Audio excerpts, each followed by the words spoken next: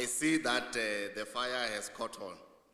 It's just a matter of generational gap.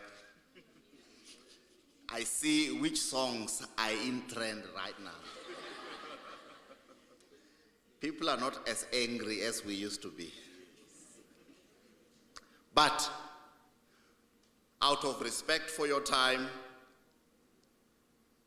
and the food that should not rot while we are sitting here,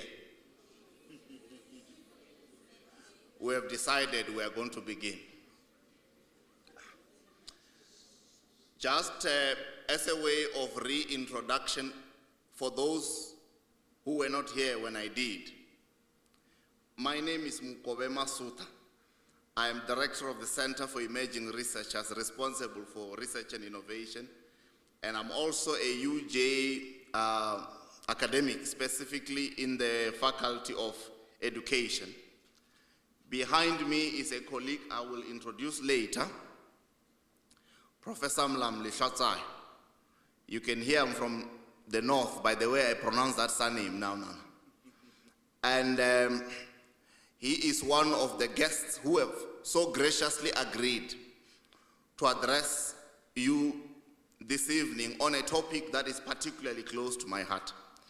But before we start, I'm going to be co-emceeing this event with my colleague Muimeleli.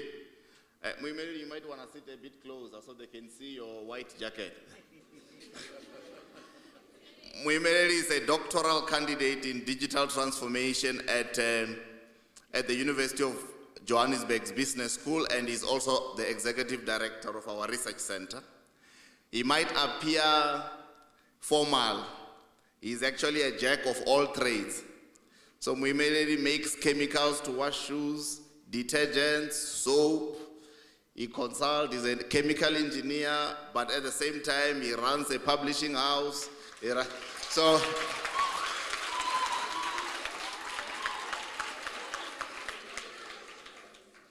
whatever road the money decides to take, Muimeleli will meet it there. No, I kid. Muimeleli and I, we were at vets together before we moved over to the better university. I'm joking. I am joking. I do not. I'm joking. Comrades of the FBA who are predominantly from vets, I am a proud vetty myself. That was a joke, if not a slip of a tongue.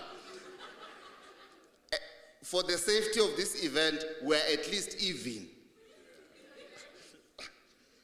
Now, before we proceed, and having welcomed everyone, that was all informal, I would like to invite Asi Pembuli, who is the coordinator of the Arts Academy here at UJ Soweto campus, to officially welcome everyone, and then we'll take it from there. Asip, can we give her a round of applause?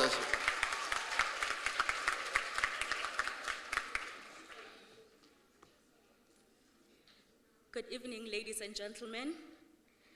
Asip Mbuli standing in front of you. Before welcoming you, I would like to introduce myself the best way I know how. By the way, I'm an unpublished author and a poet. So this is me introducing myself with a piece titled Origins Unknown. I feel it's fit for this event. Origins Unknown. I have had people asking me, what is my name? In response, I tell them that I am just a young poet standing in front of you, trying to tell the stories that were untold by our forefathers. I am a young poet that is standing in front of you, telling the stories that were written in the tears of our forefathers, stories that were written on stones and they were never read. People ask me, what is my name? I tell them that my origins are unknown because colonials never told my history. I tell people that I do not know who my name is because I am telling stories of the untold by our forefathers, stories that were never said because our forefathers were drove into slavery and their voice was taken away. I am standing here telling the stories that we never got to hear because our forefathers were killed trying to fight for our struggle. But you can say, Intombi yakwaRhadebe, ubhungane umthimkhulu umafuzafulele njengelifulevulu. Undlebe enhle zombini. With that said, ladies and gentlemen, I would like to welcome you to the UJ Library Soweto campus. That was me introducing myself. The purpose of this event is to encourage young people to go back to the communities, to talk to our forefathers, to talk to our elders, to get our history and heritage, write about it, publish it, and go back to the younger generations and educate them about it. The main purpose of this event is to liberate our education system and to disrupt the curriculum. Have our South African history being taught in schools, from primary all the way up to tertiary. With that, have a warm welcome, enjoy your day, and I hope that it will be informative and fruitful to all of you.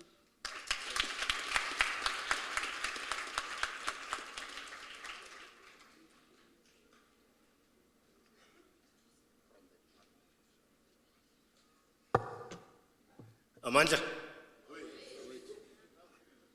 Okay, let's talk. Greetings. I see most of us are drinking water. So please, the ladies is that side, the gents is that side, right? It's very important. Right now, I'm gonna call upon Mr. Ntlamulo Baloyi from the Gauteng Department of Sports, Arts and Culture, who will then come here and explain to us what the purpose of the event is. Thank you very much.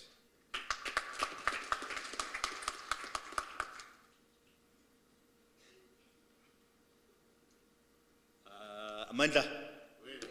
Amandla. Soweto. Amandla. Yeah. I greet you all. My name is Ntlamulo Baloyi. I am from the Department of Sport, Arts, Culture and Recreation in the Gauteng Provincial Government. In our department, we don't like long speeches. We just get to the point and say what we have to say, and move forward. We really love actions. We love doing things.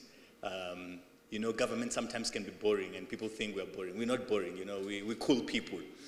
So I work at the Department of Sports in the Libraries and Information Services, which is a department that is responsible for all the Gauteng libraries, especially the public libraries. Currently, we have 285 functional libraries as the Gauteng Provincial Government. Yes, you can do that. Yeah, absolutely. So our role basically is to ensure that communities are transformed through what we have in our libraries. That is the books that are there. And we have already transformed, or we are in the process of also transforming our libraries by including quite a number of things, be it gaming, coding. We are transforming our libraries to something we are calling libraries of the future. But besides that, today we are here because as libraries in the province, we have realized that most of our authors are just writing in J. And they're just writing content or material that is just about themselves, which there's nothing wrong doing that. Or writing J content which is not changing society in any way. They just want to write for the sake of getting money. Also nothing wrong with that. But we are saying, how about we start looking at content that will change, or rather content that will raise the consciousness of society. We are seeing that, and this is the reason we are partnering, or we are working with the Center for Emerging Researchers in UJ. We are saying, how about we look at themes that are there, especially with our liberation heritage, your military veterans, people that are coming from the past, you know, our forefathers, rather. How about we start interviewing them to get content that will raise the consciousness of society? How do we preserve these stories? And we are interested in doing that as government. And that is the reason today we are here. We want to have conversations with yourselves, with these professors and the doctors that are here, and the authors that are here especially, to ensure that we get themes and spark insights that are within yourselves and the people that are here, so we can start developing content, writing as much as possible, so we can preserve our history. Our history is getting lost. Our forefathers are diminishing. So how can we now start talking and ensuring that our authors, especially the emerging authors, we have programs within the department which are all about creating access to the market for our authors, where we, I know the likes of the writers of the books that we have, the Township Economic Drive. So, you know, we have the likes of such books and quite a number of authors that we want to support and in order to encourage for them to keep on writing. So today, we are here so we can gather the stories, so we can start conversations which will drive going forward. Let me say, this is not just an event. It's not a one day, it's not just today's event. This is a start of a bigger picture. We want to work with yourselves as young people. We want to work with yourselves as authors. We want to work with you, the Center for Emerging Researchers, to tell our stories, to keep on telling our stories. It shouldn't just be a one-day program. So we want to continue with this going forward, so our stories are preserved. We want to preserve our stories going forward. With those words, like I said, we don't really like long speeches. With those words, yes, you are welcome. Let us have a great event. Let us talk. Let us gather as much information as we can. Let us write as much as we can. We are interested indeed in getting most of our authors or young people writing, and we assist them to market their material. So also, if you are writers, you are more than welcome to approach us as a Department of Sports, Arts, Culture and Education, the library section, to say, listen, this is the material that you've written. You just want us to buy them as libraries to encourage you to write more and just to distribute in our libraries. With those gums, thank you.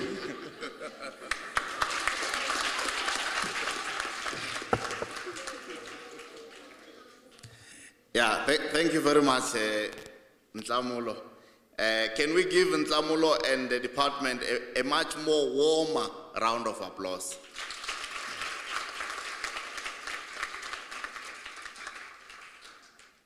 Even though we will have a bit more representation from Ntlamulo's department as we go, so that you can learn of all the opportunities. I forgot to mention why we brought this event here. Too many times, all the prestigious events are taken to APK to the extent that Soweto campus is treated as a stepchild of the whole University of Johannesburg. So all our events will be coming here to reassert this as the center of UJ, just for your information. Now, before moving forward, we said we are going to motivate the collection and narration of all stories, particularly those from our grandmothers, great-grandmothers, our mothers, depending on their age group, so that we document life as it is.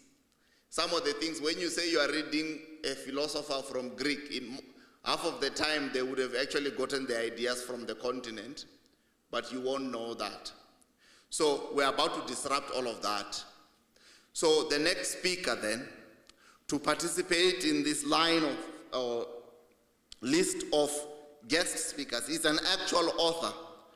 So let me get, Mwimere, can you pass me the book, The Township Economic Mistake?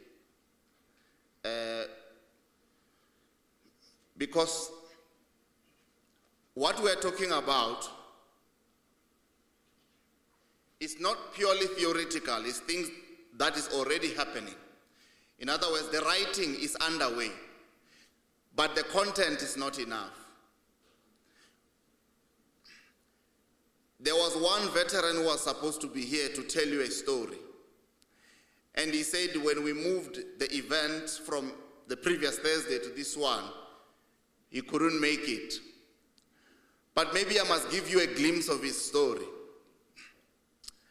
Him and a group of 7 people were crossing the Limpopo River, that part where I'm from.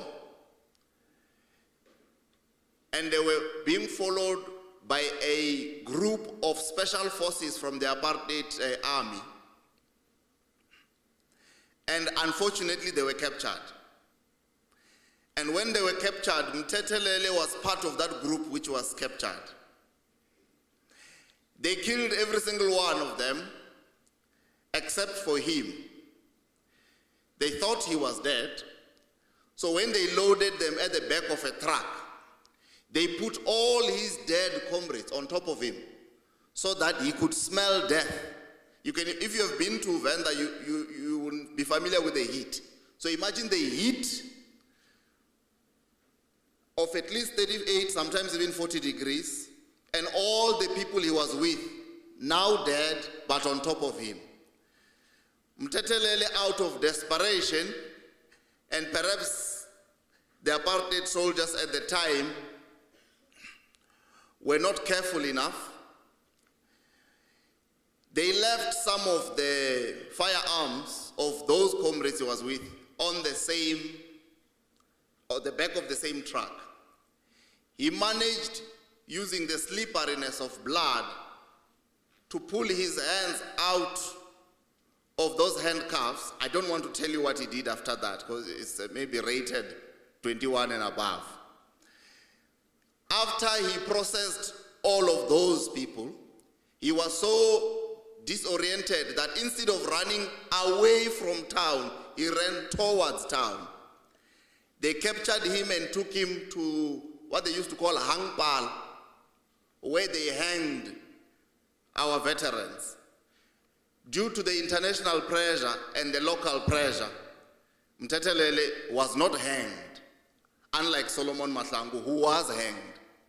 I had hoped that he would tell that story himself, because I think he would tell it better. But I'm just trying to give you a glimpse of the stories that we're talking about.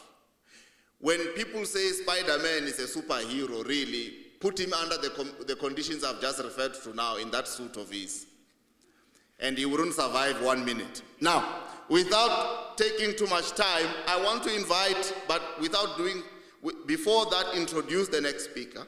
Neo Litswalo is a PhD candidate and research associate at the 4th Industrial Revolution and Digital Policy Research Unit here at the University of Johannesburg. Litswalo was selected as the deans for the Dean's List and Department's Rising Stars in 2019.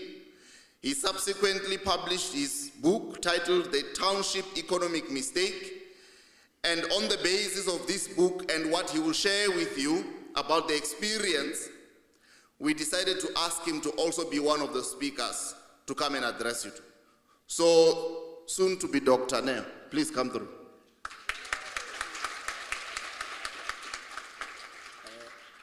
Amanda. Away too.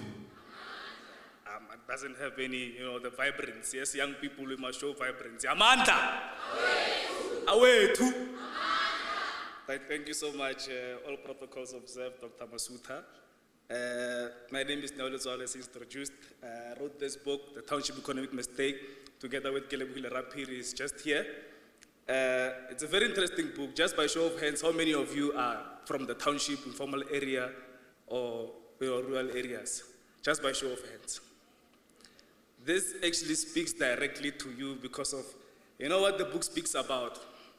It speaks about, we know that most of us actually lost our spaza shop business that used to be owned by, our parents back then. Not only did we lose the spaza shop business, but we lost the distributive organ for our local producers to actually, manage to actually get their products into their shelves that can be exposed to other market, to the market in the particular township. For instance, you know of Kingsley, Dragon.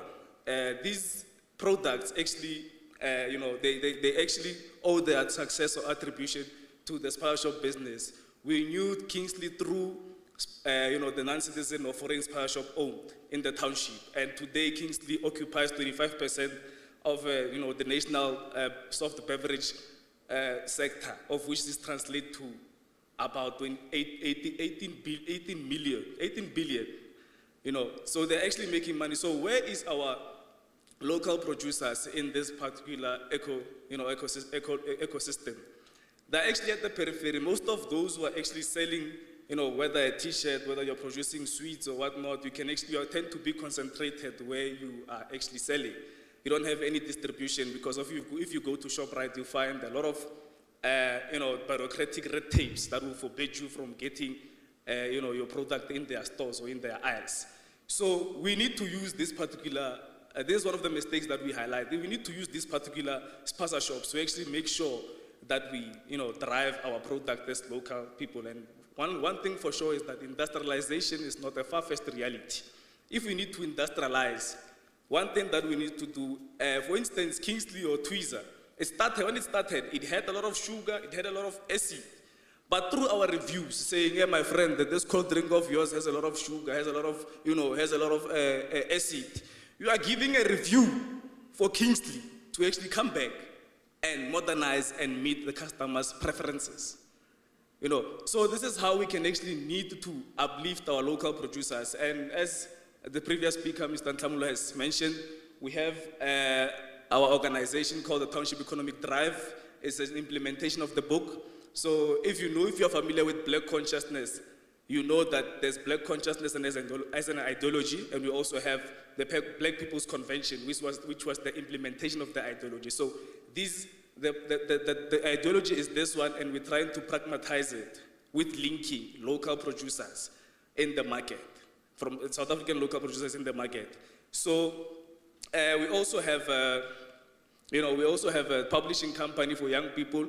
I stand here and pledge that looking at young people from high school, that it's very important for you to write. There's a lot of censorship that is currently happening in academia, where a person can come from United States or wherever, Western countries, conduct research about where you're exactly from, and then publish it. And we are, as academics, we have to consume it. So we need to, encourage young Black writers.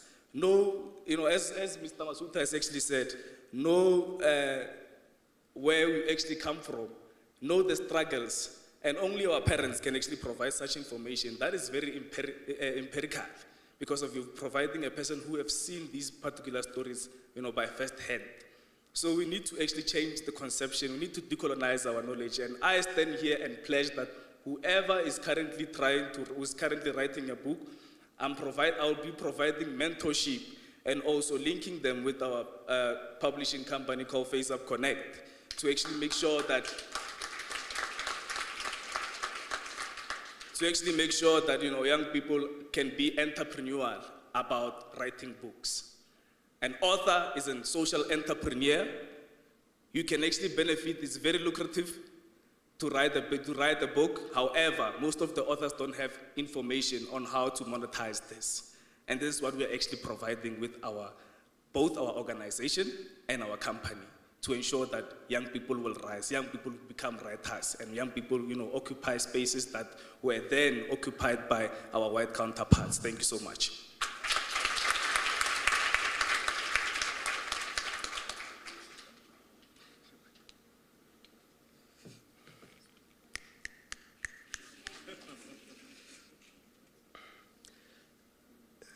Imagine if clouds had commitment issues and decided to hold on to their raindrops.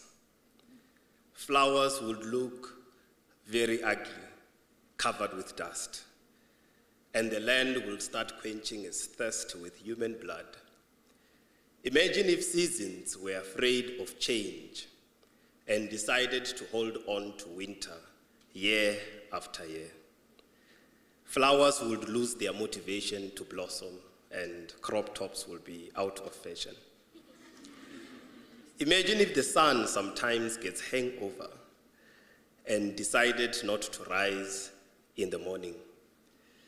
I wouldn't have called her sunshine, since sunshine would not be loyal. Imagine if water was sometimes too stubborn to flow. We would all have a difficult time drinking it. Imagine if oxygen was too comfortable in the sky and refused to enter our bodies as we open our lungs. You see, clouds, seasons, the sun, water, you and I together, we are nature. We've been chosen and trusted with specific roles, and ours to dream, to think, to plan, to execute, to reflect, and to learn. So please dream, think and plan, execute, reflect, and learn.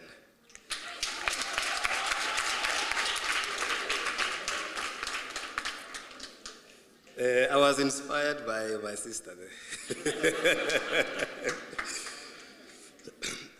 I'm here to introduce a very close friend of mine. This gentleman is extremely passionate about youth development as well as entrepreneurship development. I met him when he was still doing his undergrad at Wits University, so he's degreed. He has a BCom from Wits and is now busy with his master's in management at the Wits Business School. Yeah. He's very extremely entrepreneurial as well. So he has co-founded a number of organizations, but currently he's currently a CEO of the Young African Entrepreneurs Institute, and he's going to tell you everything entrepreneurship. Risuna Malulek.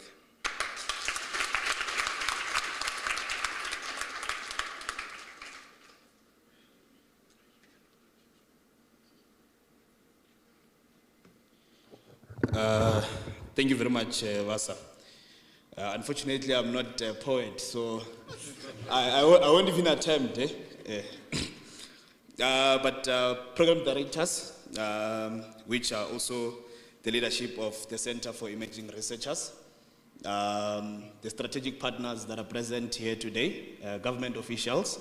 I would like to also greet all the students, both undergrad and postgraduate.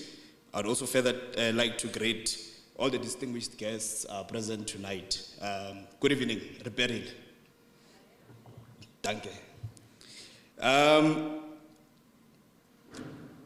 What I would like to begin with, Dr. Masuta, is that in order for us to have an engagement as to, or rather even to charge young people to undertake this whole idea or notion, Vasa, of liberation, heritage, education. What we need to then do is to begin at the beginning, which is then to understand what was it that caused, or rather what was the reason for the need for liberation in the first place. And as we then get to understand that, some of the questions that then can be underlying the very same thing is that, were we born bound? This then can be a question in actual fact that people can undertake even for research to ask to understand that why is it that Africa remains the same post-liberation in terms of the socio-economic challenges that we are faced with on a day-to-day basis. Even when we say that now we are finding ourselves on the other side of liberation, then that question keeps on coming back to say that were we really born bound, or what is really the issue across the society that we find ourselves living in. And as we sit here today, the questions that I've posed have to do with a collation of historic events, the present, and also a dream for a better Africa that we want to build. So that is to understand what was happening before colonization, what was happening during colonization, and where do we find ourselves today as we sit here post-colonization. And before I digress, I would then like to say that has introduced that I am a CEO of the Young African Entrepreneurs Institute, which then is an entrepreneurship development organization, then one will be asking a question of, then why is he speaking at such an event which then has to do with liberation, heritage, and education in that regard? I want to point to two things. One, long before colonization, our communities practiced entrepreneurship. But the only difference between the modern day entrepreneurship and then, as far as the African approach is concerned, is that our entrepreneurial approach was more communal than commercial, which is then profit driven. One would barter a cow, maybe for land, or another would barter a cow, or maybe for grain. That is how they practiced entrepreneurship at the time, as we often refer to it as barter trade. But then now, on the contrary, as I stand here today, the second part or the second element is then an understanding of the change in our society from then to now, which then now is a call for young people to then organize themselves. And as we organize ourselves, we need to write, and we need to then publish, and we then need to commercialize the stories of who we are, where we are coming from, and where we want to go as a society. Because it becomes difficult that someone from wherever can come and tell a story of a person who comes from Soweto while they are not even aware of the circumstances under which a person who was born and bred in Soweto has actually lived under. And that in its own is where entrepreneurship should be taking us. To say that within the context of Africa, because there are a lot of things that in actual fact that are happening even within the entrepreneurial space that are not necessarily African in their own being. For example, in order for one to get funding, you are told of that you have to pitch. But that is a Western and American concept of pitching, to say that if you get into an elevator, you find the CEO is going to another meeting and so on, and then you have to tell your story in less than 30 minutes and so on. But Africans are in actual fact storytellers.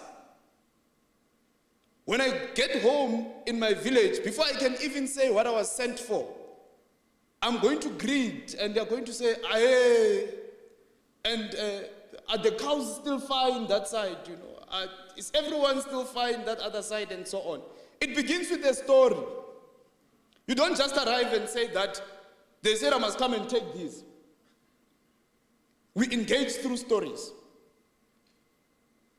And even in that particular period, before you even get to what you're looking for, you might learn one or two things that in actual fact the Center for Emerging Researchers is trying to push for, in terms of understanding where does our society come from.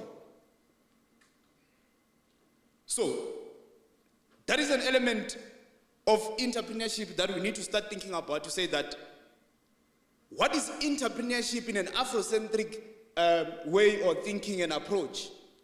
And I would say that it should be the collation of the realities of our people and justified through experiences and not necessarily just some thoughts and assumptions.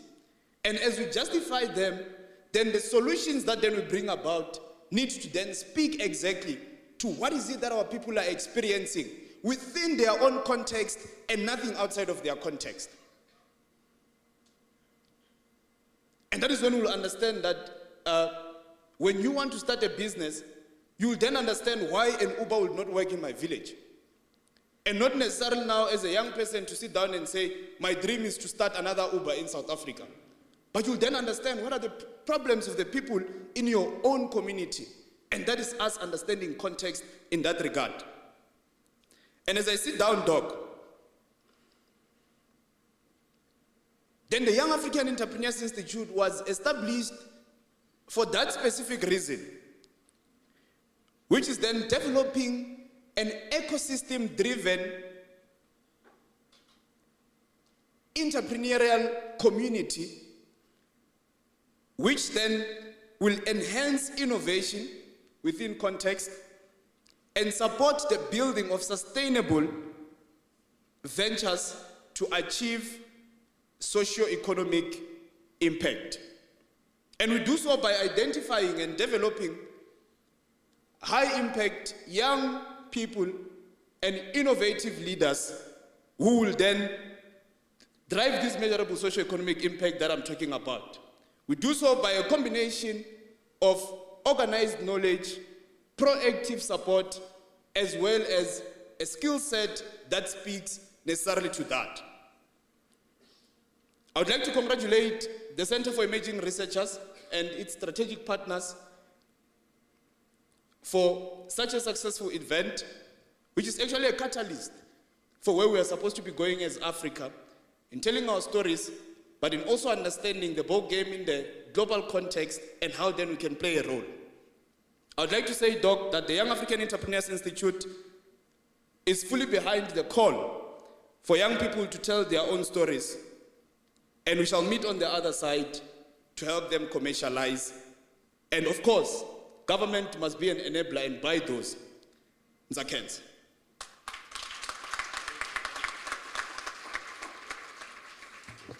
Mandla, away too. Can we give Rusuna a proper round of applause?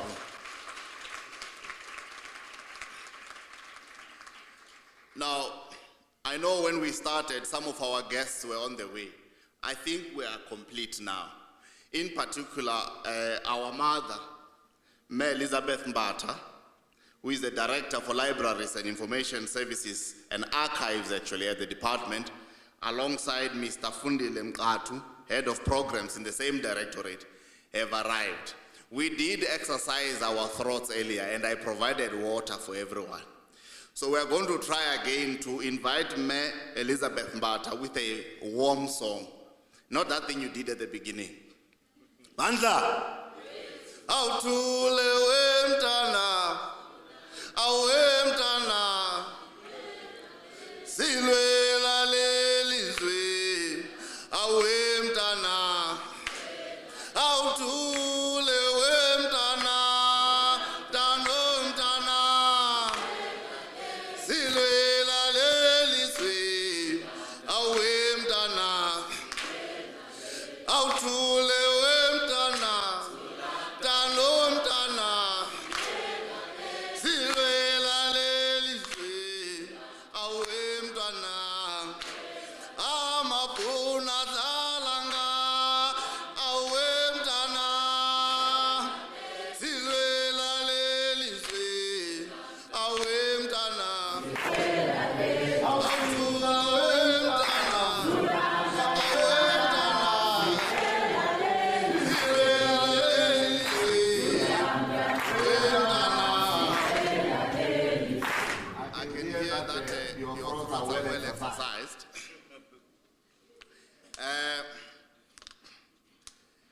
Now,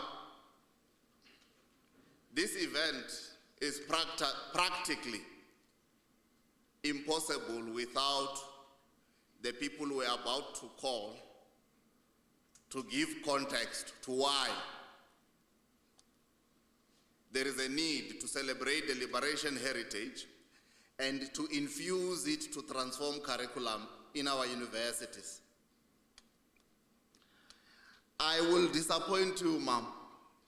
If you walk into a final year economics class and you ask them to name all the minerals below or beneath our soil, their estimated value and who is currently extracting them out of our country, very few will be able to answer that.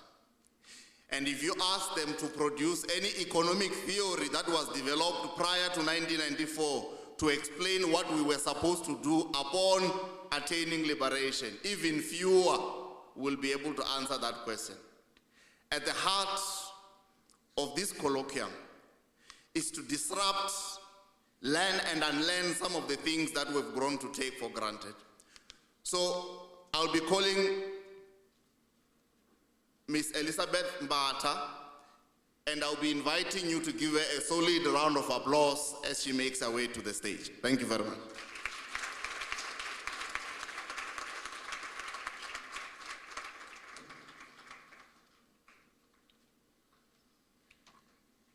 Good evening. It looks like we've got only one person here. Good evening. Good evening, ma'am. Yeah, thank you. I'm so humbled to be standing in front of you. Actually, I'm here on behalf of my principals from the Department of Sports, Arts, Culture and Recreation, who could not make it because of the commitments, that just, they were called some commitment, urgently. So I didn't even prepare anything because I thought they would be there, I'd be listening to them. But because you're talking about books, no, I said, yes, Ntamola, I will stand for books. Because for me, when I was very young, a book was my friend. I remember my parents used to say, hey, my home name is Nunu.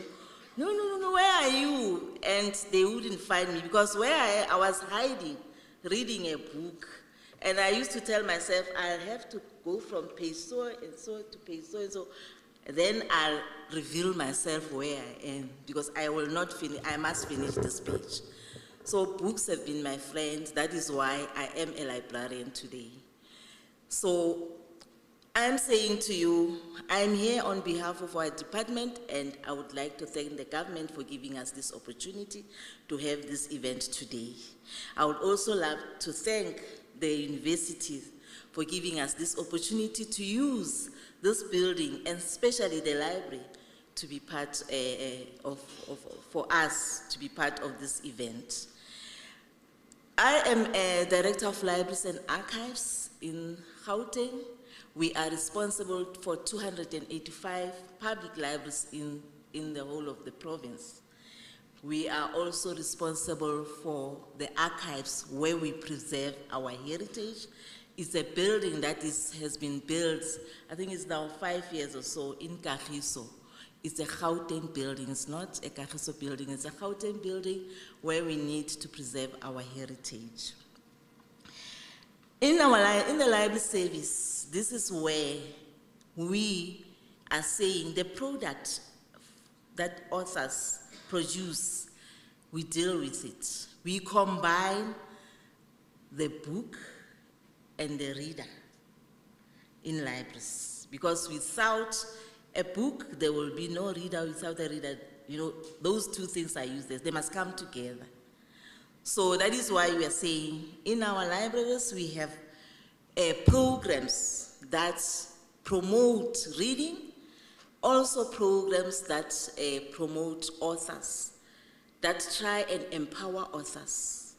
We do this through our market access. We are saying, let the authors access market through libraries. Because we as libraries, we are the ones that procure books, we purchase books. So part of our program is to ensure that authors are known in Gauteng, authors are known worldwide, because our e-books also will make you known worldwide. We are ensuring that also we try and empower authors. One program that we have is to procure, I said we have 285 books, libraries, so we have a program where we call out applications from authors to say, please, there's a criteria. If you qualify on this criteria, you will be liable to receive, assistance from library services, whereby we'll buy 285 titles from your book, so that each library must have a title. We've been having challenges with this program. We're trying our best. There are bureaucracies. We've been having challenges. One year, it succeeds. The following year, it does not succeed. For 2 years, it has not been succeeding. But for this 2023-24 year, we're also trying our best that, we must empower. And I would like to say to you, we see a positive response from our principals currently. So we also have, through our reading, in promoting reading, We also have the non-profit organizations that we support to say, if I can see there are learners here, if you support learners through reading, through homework, you know, where in areas that are remote, in areas, in informal settlements, where we can, areas that we cannot reach, if you are an organization, a non-profit organization, a registered one, we can support you with funding to ensure that we have resources to assist learners, schools, you know, even the toddlers to read, and also to assist them with their homeworks after hours and in those areas. So this is what we are doing. The product that I see from this event of today, when we're talking about the veterans, because remember, in our archives we preserve the documents of enduring value. But we are saying, thank you very much, the traditional archives that we have, but we need now the archives of the people. Those stories that we do not know of our own people that were marginalized. You know, when you go to the archives, you'll find that it's normal things, you know, that, you know, it's just a history of our institutions, what we have been doing, the plans, but we say we now want stories of the people to be preserved in our archives. Because if you do not know where you are coming from, how are you going to be able to know where you are going to? How are you going to be able to have a clear vision of what you must do? So for people to be able to know where they are coming from, we're saying, tell us your stories. Bring those stories, let us preserve those stories. We are going to have an oral history conference. In this oral history conference, we work with students, we work with learners so that they bring their stories, they compete with their stories, we take the best stories, we actually support the best stories or the best learners who produce best stories. We support them financially so that they can proceed with their academic or their education. So that's what we do. So in October, we'll be having this oral history, and I know there is an official here at UJ who we will be working with to assist us to work with the students from all the universities, as well as learners from schools, from certain schools that will be chosen to be part of our oral history, whereby all the provinces will be coming to Gauteng to compete on this oral history, on the stories that will be captured from us. These stories then will also be captured in order for us to, for the writers to write their books on these stories, so that these stories, we can find them in libraries. These stories, we can also find them in the archives. So we are saying we are here to support you through libraries. We are here to support you again through archives from the Department of Sports, Arts, Culture and Recreation. There is so much that we are doing in the Department of Sports, but Arts, Culture and Recreation, we're doing sports, we're doing also arts, but we are here today in terms under the libraries and archives. What we are also doing is we have libraries of the future, where we are saying, let the libraries be spaces for everyone, not only for you to come for your education, for educational purposes or for study purposes, but we are creating spaces for people who would like to have a touch and feel of sound music, of film studio. We are having these studios now going forward in our libraries, so that you can go there and practice your studios, your film, your whatever. You can go, there's an ECD corner, there's a space for everybody. So we are saying, come and use this in our libraries so that, like the speakers have been saying, not only for us to economically, for capitalism, that it was alluded that, you know, there's this communism and capitalism, and there's also that in the past, our economy was supposed to be built on for the community, not for profit so that I should be richer than you, but that so everybody must survive. So everybody, whether you are on par or what, it is survival of the fittest, but first thing, let's all survive. Let's all have some, so that my neighbor, I have got a double story, my neighbor has got a mkuku, you know. So that is how, if we did not deviate and, you know, concentrated and be attracted by capitalism and profit and all those things, we would be far. As a community, all of us, we will be able to survive. Yes, the survival of the fittest, walala wasala, or but we would be in one family, two or three will be able. But today, this competition of saying, no, you know, there's work if you are, you know, we are lucky enough to get a job from the previously advantaged, because they are the ones today that have got technical skills. We were lured to go just academic. It's fine, it's good. I also was one of those people who were lured to say just academic, because that was the only thing that was there. You understand? And remember, during even our time, you were even told to say, you are going to study in a university. What language do you talk? Zulu. Go to Zululand. Xhosa, go to Eastern Cape. From Joburg, when Wits was just here. So you are so fortunate to say, you have this university, UJ. I stay here in Pimville. If I had that opportunity, it would be marvelous. I had to take everything, trunk, do you remember trunk? To go to KwaZulu-Natal, to go and study at the university, because I was not allowed to go to Wits. So I am so glad that we have progressed, but our the way we have progressed, let's take it back, colleagues.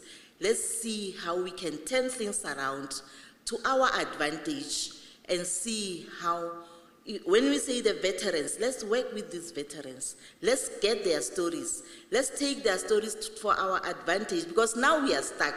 We are waiting for a white person to give us a job. Let's give ourselves those jobs. Go back and say, how do we create our own job?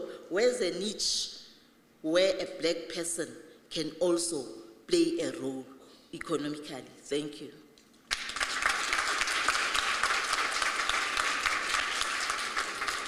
Can you clap properly?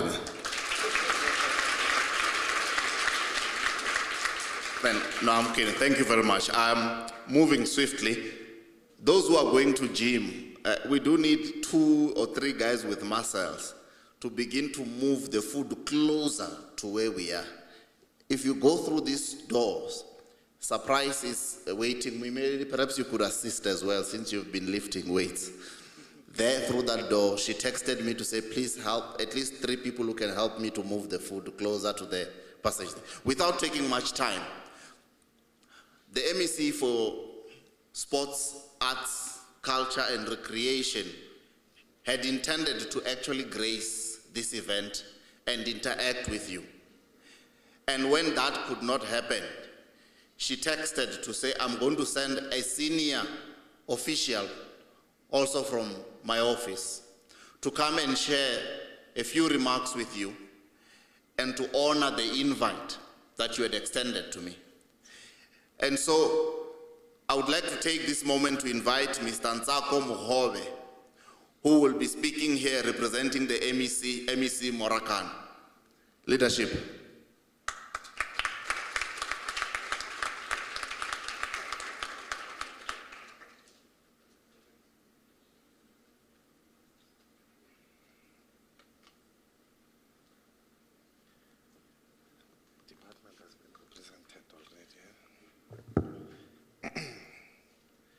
No, thank you so much, Program Director.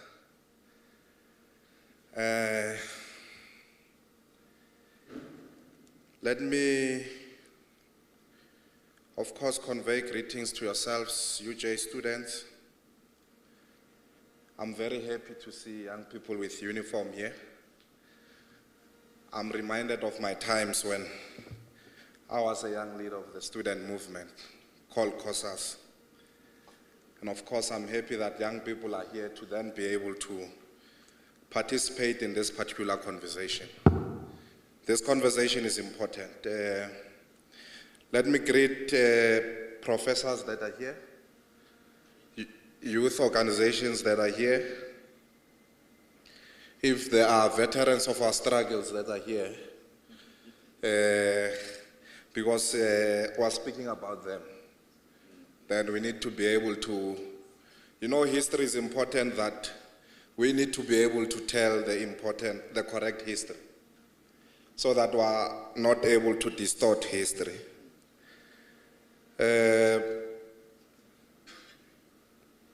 Let me also acknowledge the presence of Mayor Elizabeth Mbatha. Ma'am Mbatha is working with us in the office. Of course, it is just unfortunate, Ma'am Mbatha, is that the MEC has said to me that she takes this particular engagement seriously, and I must come here and commit on activities that we're going to undertake, all of us.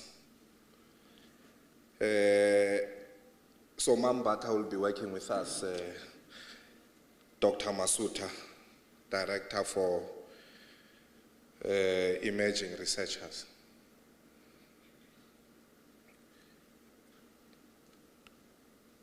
I want to say the department is thankful to invite and address this important colloquium on the question of liberation, heritage, education, of course hosted by the University of Soweto, of Johannesburg in Soweto campus. The MEC is excited to be part of this engagement because she believes that it is important that we must then be able to document our history, be able to narrate a story, and obviously share stories with young people today so that they are able to know where this country comes from, who fought for this country, and actually where we must then be able to take this country as we move forward.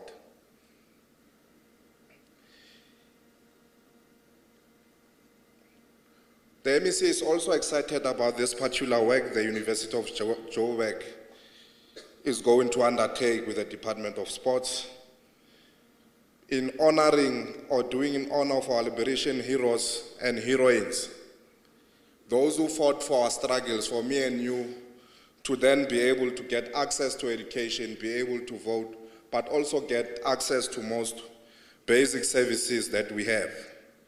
But also is that as we document our liberation heritage, we also need to be able to chart a way forward as to where do we then how do we then move the struggle forward. These heroes that were going to document their history, they fought for political freedom. And all of us as young people of this generation, we must then be able to say, political freedom is not enough without economic freedom.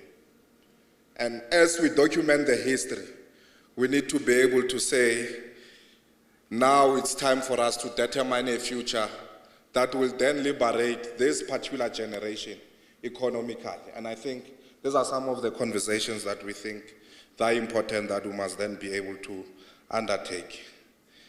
This event is hosted in the University of Johannesburg, a university and campus that identifies with the history and liberation of our country.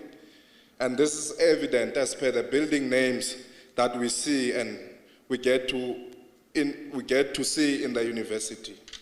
Our students stay in buildings, Memapata, that are named after our liberation heroes.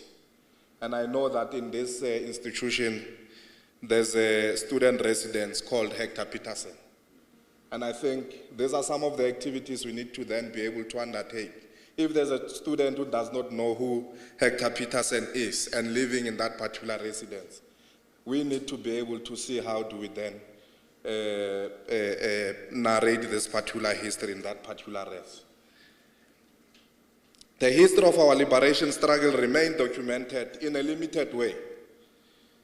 Meaningly, we don't know a lot about our liberation struggle. We only know about few people who have been commissionalized.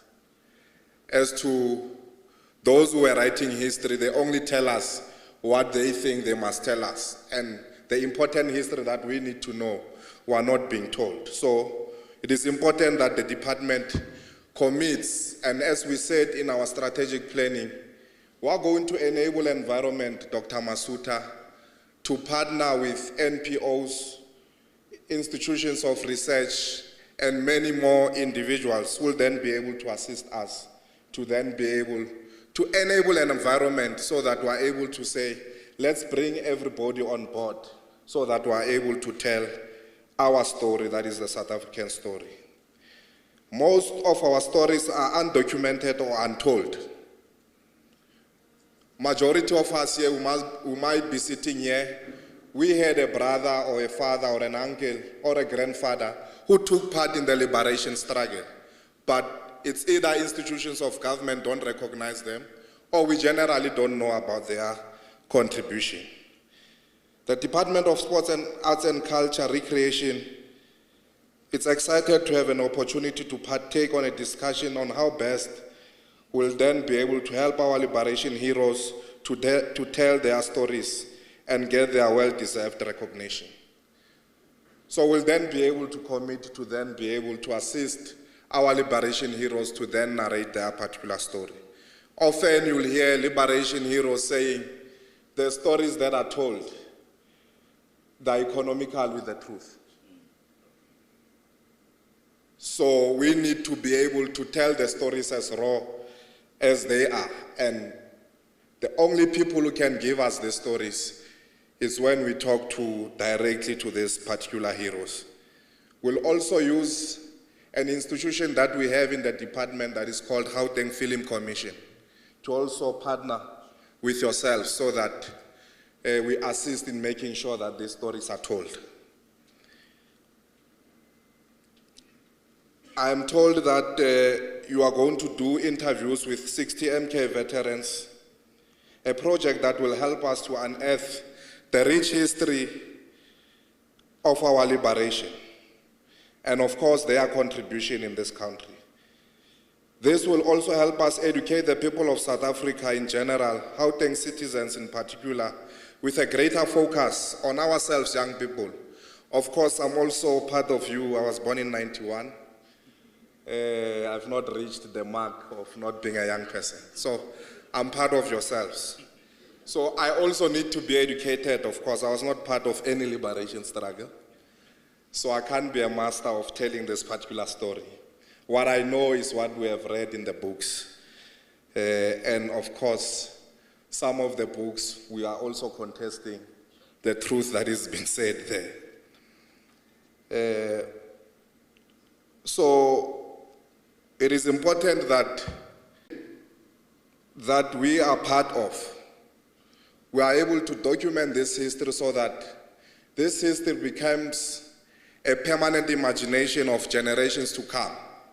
It is important that our children and your kids know as to where this country comes from and who were actually the perpetrators or people who led an unjust system called the apartheid system in this particular country, so that this rainbow nation that we talk about, you are able to define it properly and actually locate it in a context of knowing your history. So our department, Sports, Arts and Culture, has got 4 programs. Of course, one of them being Heritage, that falls under Cultural Affairs. The other program linked to the work that we are talking to is the one that Mayor Elizabeth Mapata is leading today. So we had hoped that we also bring those who are part of the heritage. It is important that we bring these people so that the libraries of the future that Mayor Mapata wants to build, they include this liberation struggle. The mandate of the department therefore compels us as the department to work with the sister departments, which is national government, public, private sector entities, obviously civil society organizations, academic institutions, and other stakeholders to deliver on our mandate and improve the lives of our Gauteng citizens as we grow Gauteng together for our 2030 vision.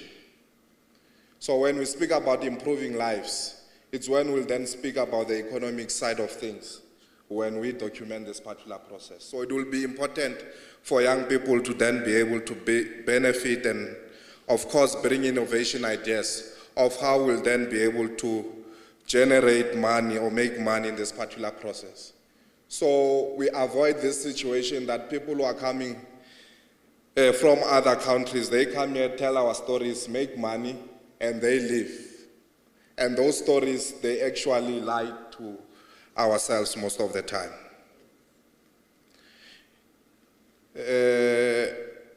So it is for these reasons that the invite to address all of you today is not taken lightly by the MEC.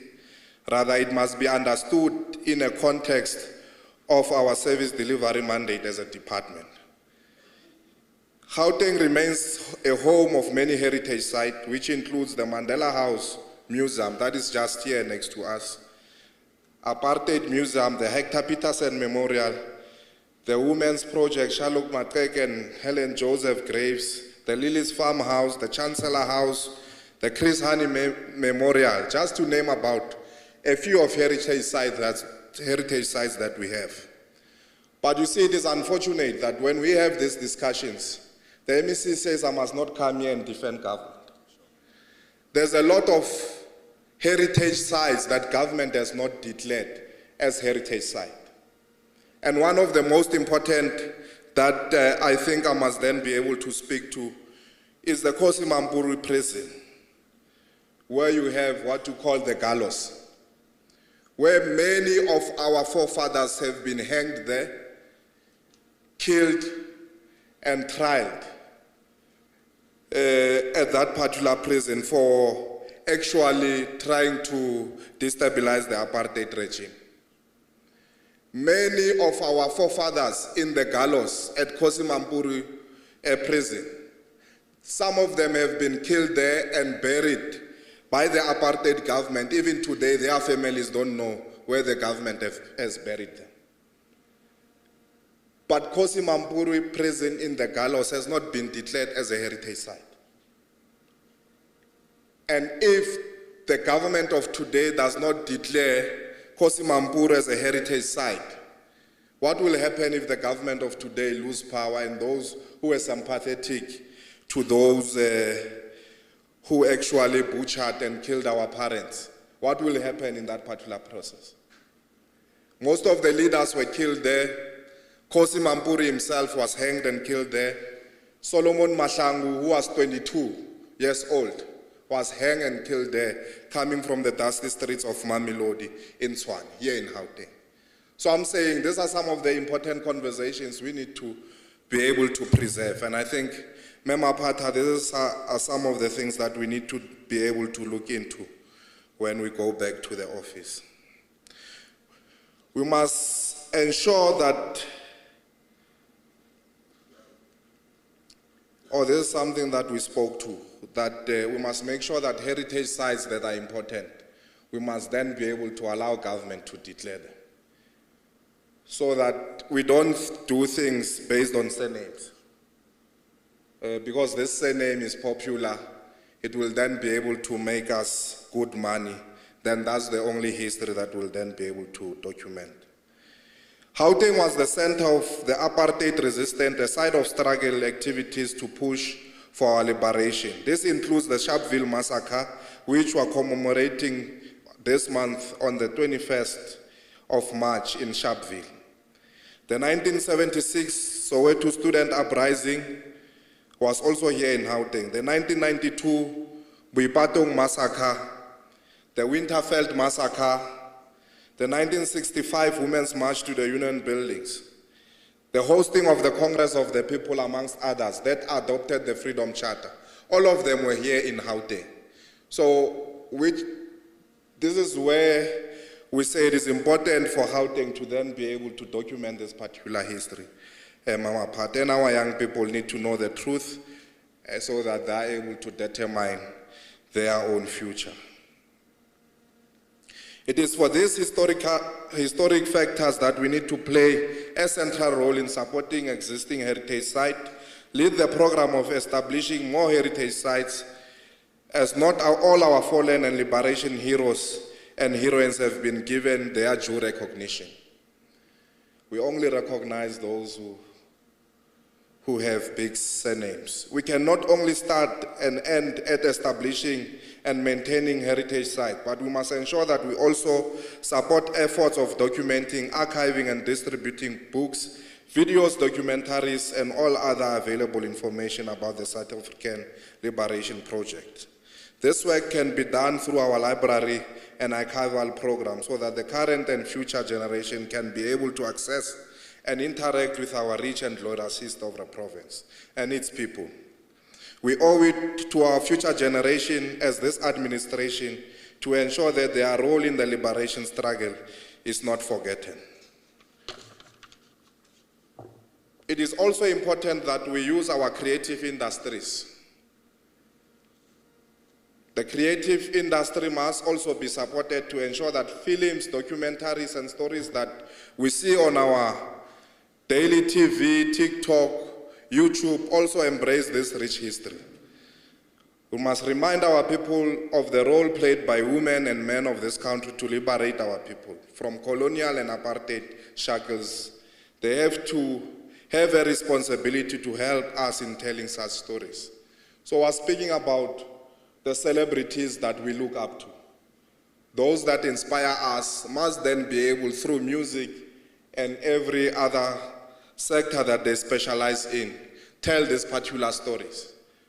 The artists or music artists that we had in the apartheid regime, Abu Mamera Makeba, Hugh Masekela, would tell stories indirectly as to what is happening in the country. And we need to be able to encourage the current artists to then be able to do so.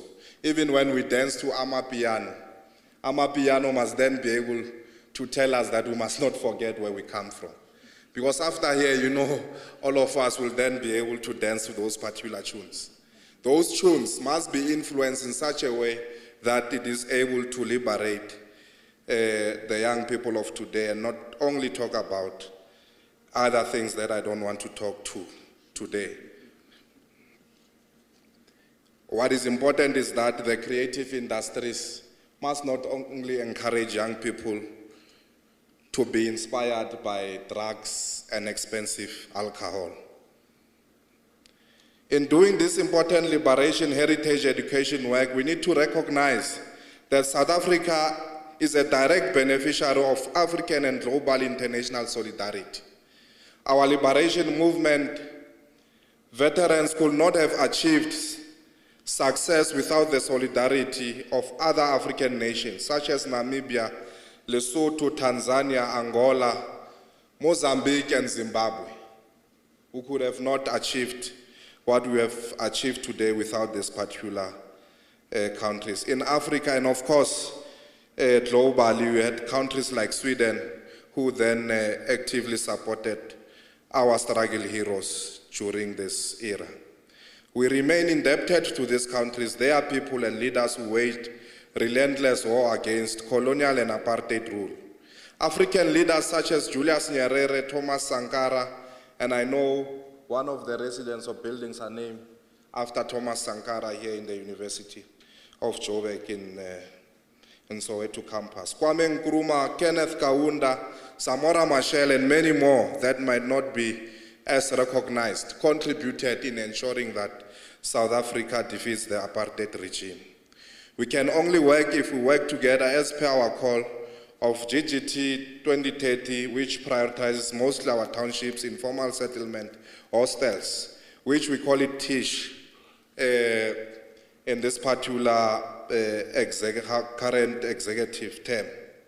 We therefore call for stronger and closer cooperation between us as the department, academics, professionals, as well as yourselves as students, to help this project become a success. Let us help our forgotten, living and departed heroines to tell their stories. We are looking forward to fruitful deliberations and, of course, resolutions after this particular program, so that we are able to partner with the university and yourselves and students who have ideas, because we have deliberately said we are going to enable the department to go out and mine for ideas. So the department would not say it has the solutions to everything. It's going to be able to work with everybody else who's here. It is important that as we undertake this particular process, the TISH program tells us that let's go and get the stories in our own townships, all of them, in Gauteng, to check as to how our liberation struggle heroes have contributed to us being able to have what we have today. Program Director, thank you very much.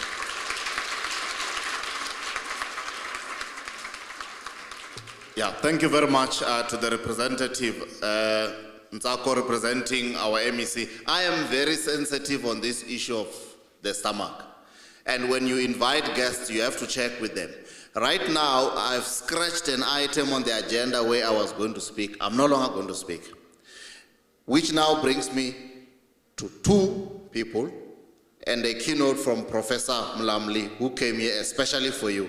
Professor Mlamli is an astute scholar in this area here at UJ. So if there is anyone with a transport issue, we will sort that out before we leave, so feel relaxed.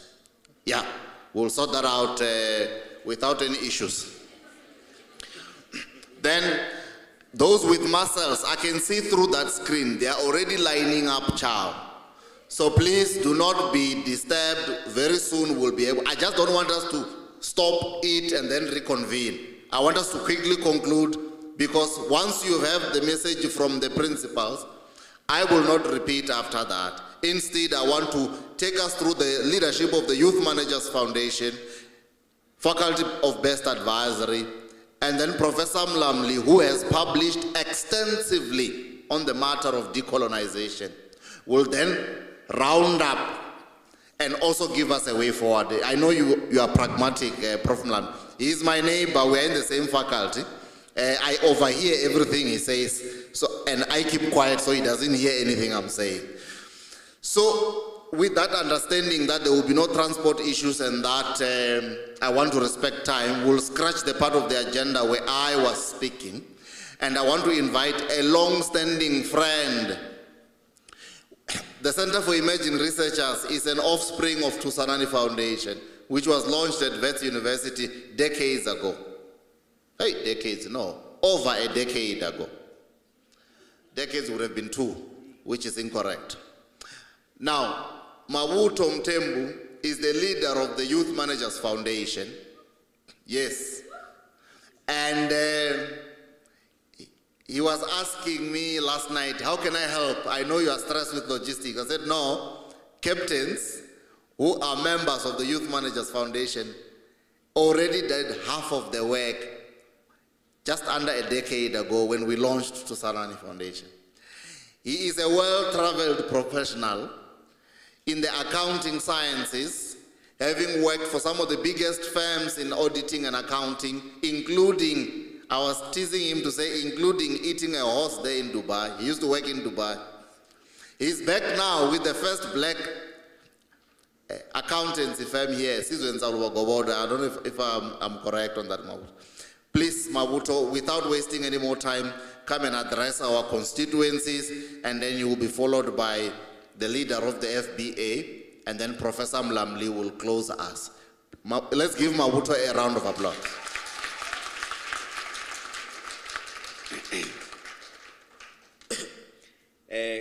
Greetings to all the guests that are gathered here today. I will just say all protocol observed without getting into much detail. And thank you very much, Chairman, for an invitation to be part of this gathering with my team. If you see anyone with a white t-shirt written youth managers, those are the captains that the chair was referring to. So I wish to extend my sincere appreciation again, Chair, to the Executive Chair of the Center for Emerging Researchers and the Chair of Thusanani Foundation. I don't call him doctor, and I think I should change now because I need to acknowledge he's a doctor. I call him Chair. That's the name by which I call Mafule, not Mafule, Mukobe. At the outset, I must bring my excitement that I'm not participating at the launch of an event, but a giant leap of the program that I've known for over 10 years. And also the reunification of Africans who, since their youthful days, connected on the common interest of sincerely and genuinely advancing the ideals of Africans. Chair, I'm by no means suggesting that you have crossed the youth Rubicon, but I know that you will soon be joining me over that constitutional line, Chair. And with that being said, our mission will indeed remain youthful for many moons to come. I must also state that following our meeting recently, Chair, at your office, I reflected that we met exactly 10 years ago, both deeply as we still are on the sincere and genuine agenda of development and advancement of Africans. Following that alignment with the Chair, inspired by his energy, I'm sure you can tell throughout the evening, Thusanani Foundation and Youth Managers Foundation pushed boundaries in this space, driven and inspired by the greatest potential of Africans, which we believed, if not well represented in all platforms, could not be realized, and also inspired by great Africans who had laid their lives for this noble mission. Not long thereafter, we met another Chair, Mafule Muswane, who will speak immediately after me. We happened to also call him Chair, so there are 3 chairs. Even without these titles, which I've personally given up on after crossing the Rubicon, Chair, our sense of connection, our sense of purpose, and the greatest calling to serve our beautiful Africa that we dearly love and cherish remains deeply intact. It is the potential that exists in Mother Africa that our commitment to ensure that as long as humanity exists, Africa is a rightful seat which she must occupy at the dinner table on earth. I must also bring this to your attention that because our paths never collapsed, however, in pursuit thereof, it is in fact interesting that at the same time, all the chairmen I've referred to were deployed by the great spirits of Africa to go abroad to deepen their knowledge about the mission that united these Africans. Chair Masuta calls it the work of the African ancestors, with which I fully agree, Chair. We've got very strong ancestors that look after us. So Masuta was called in the calling of callings to confuse the people of Bath University in the United Kingdom. And we reflected recently on the challenges that he encountered and which he aggressively dealt with.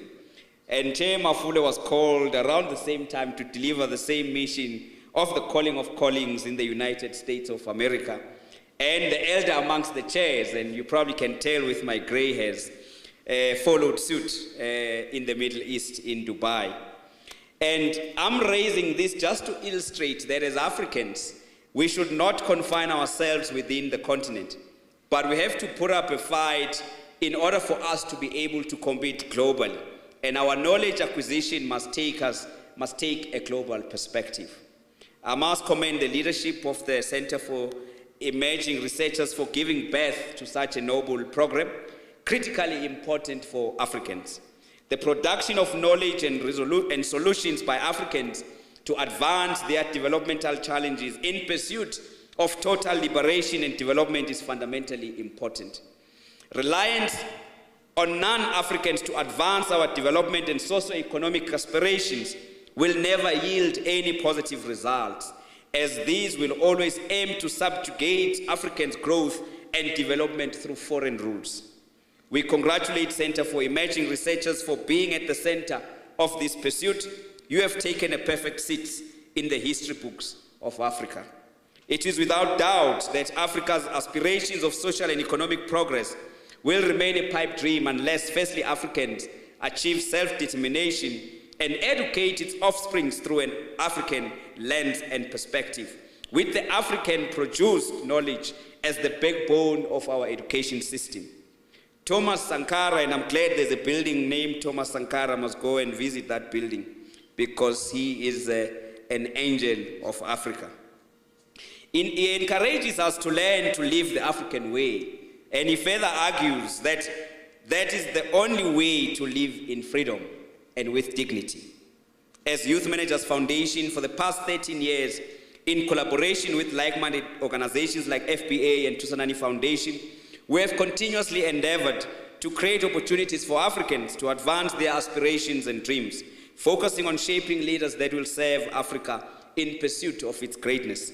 This is not only to counter the decay in the leadership generally, but to develop an African who is proud to be African, who beams with the highest level of confidence, and who strongly sees himself or herself as equal to any race in society. So we therefore pledge our support to the ideals of the Center for Emerging Researchers as Youth Managers Foundation to ensure that your work grows and impacts society widely. So, Chair, in conclusion, I do wish you success. And again, well done, Chairman and your team. And we wish you success and greatness going forward. Thank you very much.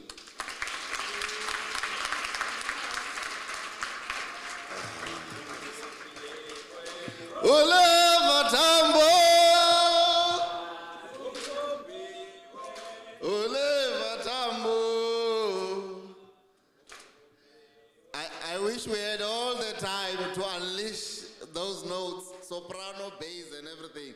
Sadly, I'm sure Mafule is raring to go. Whether he likes it or not, is an incoming doctoral student in our center, the Professor Mlamli. I'm dragging him kicking and screaming. He will be studying his PhD with us, but he's got his master's, honors, and undergrad from the University of the Witwatersrand. And please, Mafule, come and give us your message on behalf of the Faculty of Best Advisory. Thank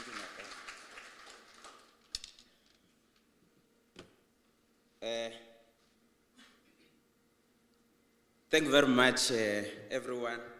It's an absolute privilege and complete pleasure.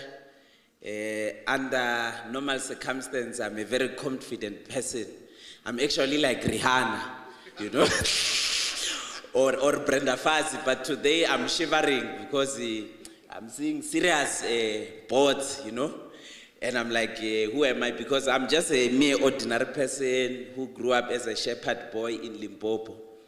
And I would like to take this opportunity to greet all my elders, you know, all of you here in front, the chairman of Youth Managers Foundation, directors or at Center for Emerging Researchers, you know, all these other institutions and stakeholders that are here.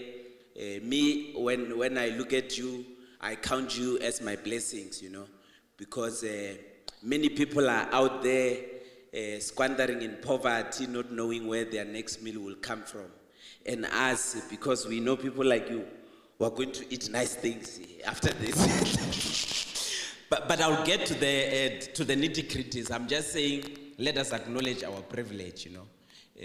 As a point of departure, I'm halalising you. Because liberation and heritage means, in some shape or form, we have to speak our own languages. And Gungiwa Tiongo, who writes the book Decolonizing the Mind, says language is the carrier of culture. Everyone who's here, I want to acknowledge you as Baranga Panda, Vaduba Naduba, Vazino Namacheo. I'm from Limpopo, but I just spoke to you in Venda. And then maybe I'll continue and say Mutu Kimutu Kabatu.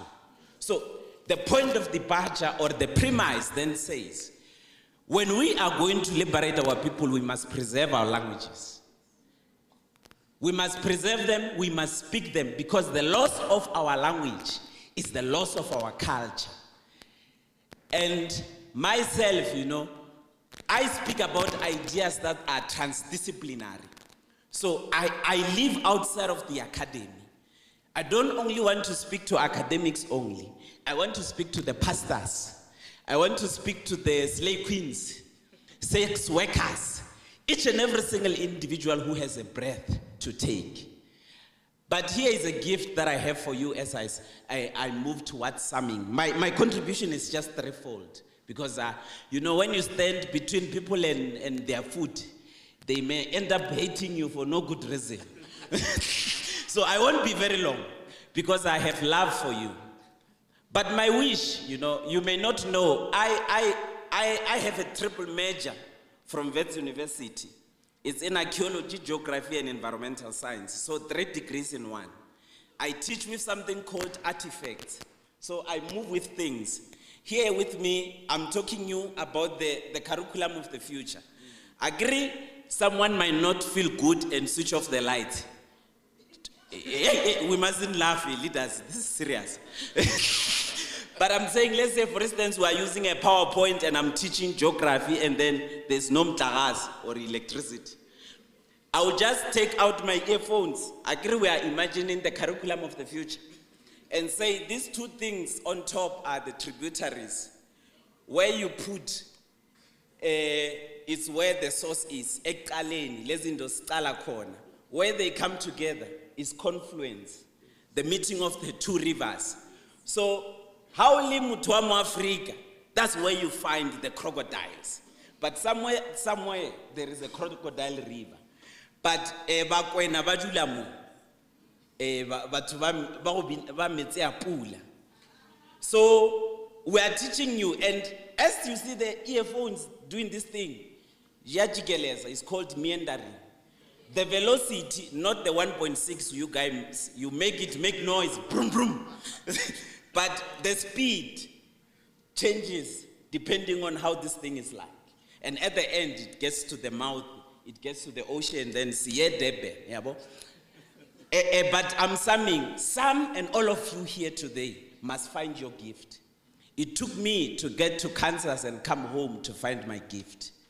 And it was a very simple thing, that my name is Mafule and Gifula Marula, Lidi Tamati.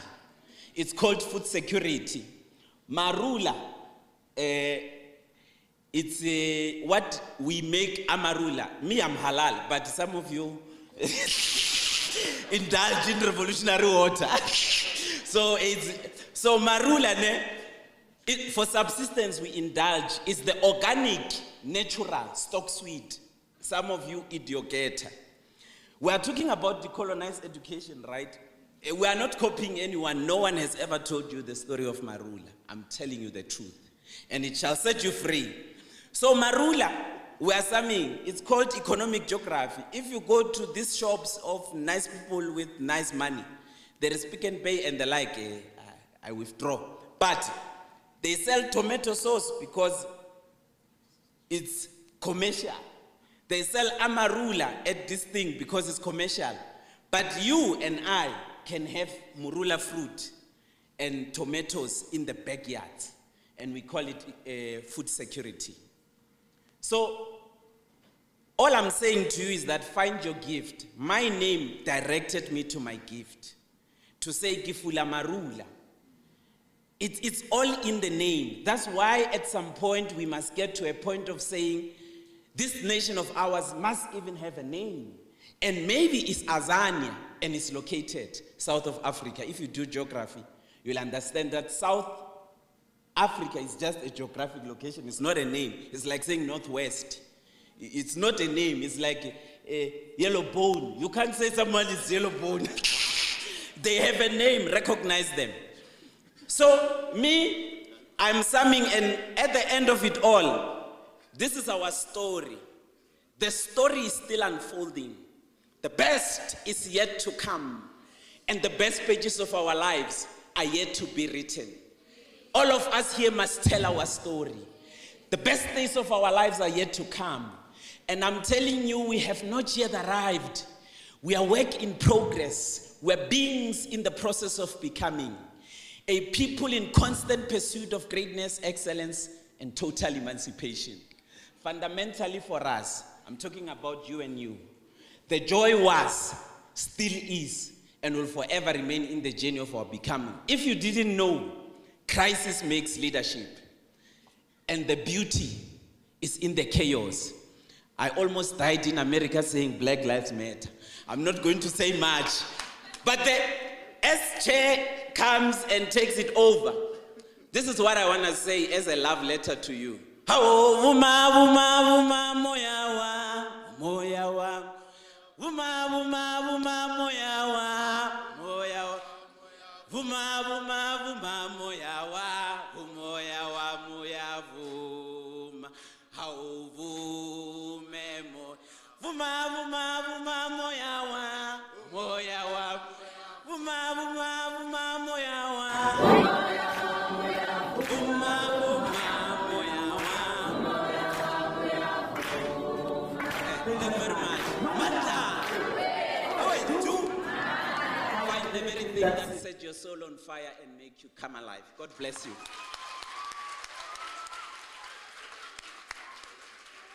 Mandla, awetho, awetho.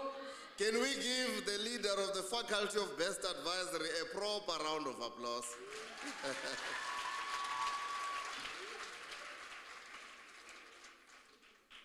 I am certain that you are pleased that you did not miss this gathering. Now,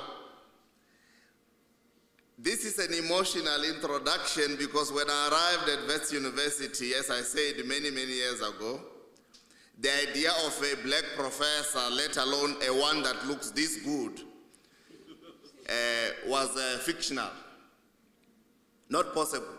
I did not even have a black tutor, that is a master's student, standing in for a lecture. Now, things have really changed. I hear one professor in Stellenbosch saying maybe life was better under apartheid. And I asked for the volume of the alcohol in the bottles that are now being sold in Stellenbosch. But Mlamli is an associate professor at a center where I also work, the Ali Mazrui Center for Higher Education Studies. We are based there at APK. He has published more than almost all of the professors that I sat in front of as a student. He writes extensively, but specifically the area of decolonization, amongst other areas, has been profound. He was complaining that his book is not here, Mom Elizabeth. His book on decolonization was supposed to be here, but this is not the last event, so we'll make sure that his books are available to you. Also, to the learners, the prospective, the future UJ/VET/UCT students, these books, by the way, we have already bought them for you. So before you leave, don't leave without taking the books.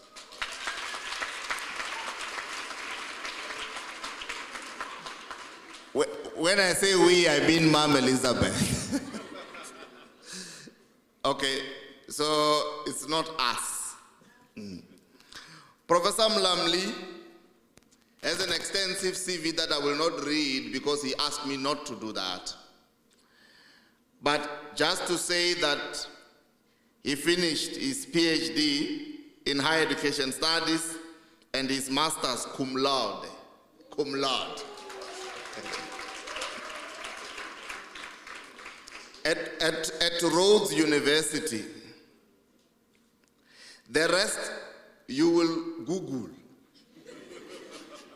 For now, can we give a thunderous round of applause in welcoming one of our own to address us and give us our keynote address for this evening in this Liberation Heritage Education Colloquium.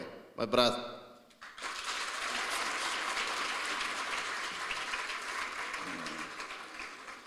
Sanibonani? How? Sanibonani? Ninjani? I feel like I have the worst task tonight because because I'm literally between you and access to food. So either I have to hurry up or you will commit violence on me. So I promise I'm gonna be quick. I've written an entire speech, but I'm not gonna look at it. So Dr. Masuta, I must be honest, the reason I came here, the reason I'm here tonight was because, one day I was listening to Mcabo Dlamini, speaking about, I didn't have just a degree, I got a VETS degree. So I wanted to see these VETS people who said they were coming so we can compare. How are they better than us? But I'm just provoking them because we know UJ is number one. So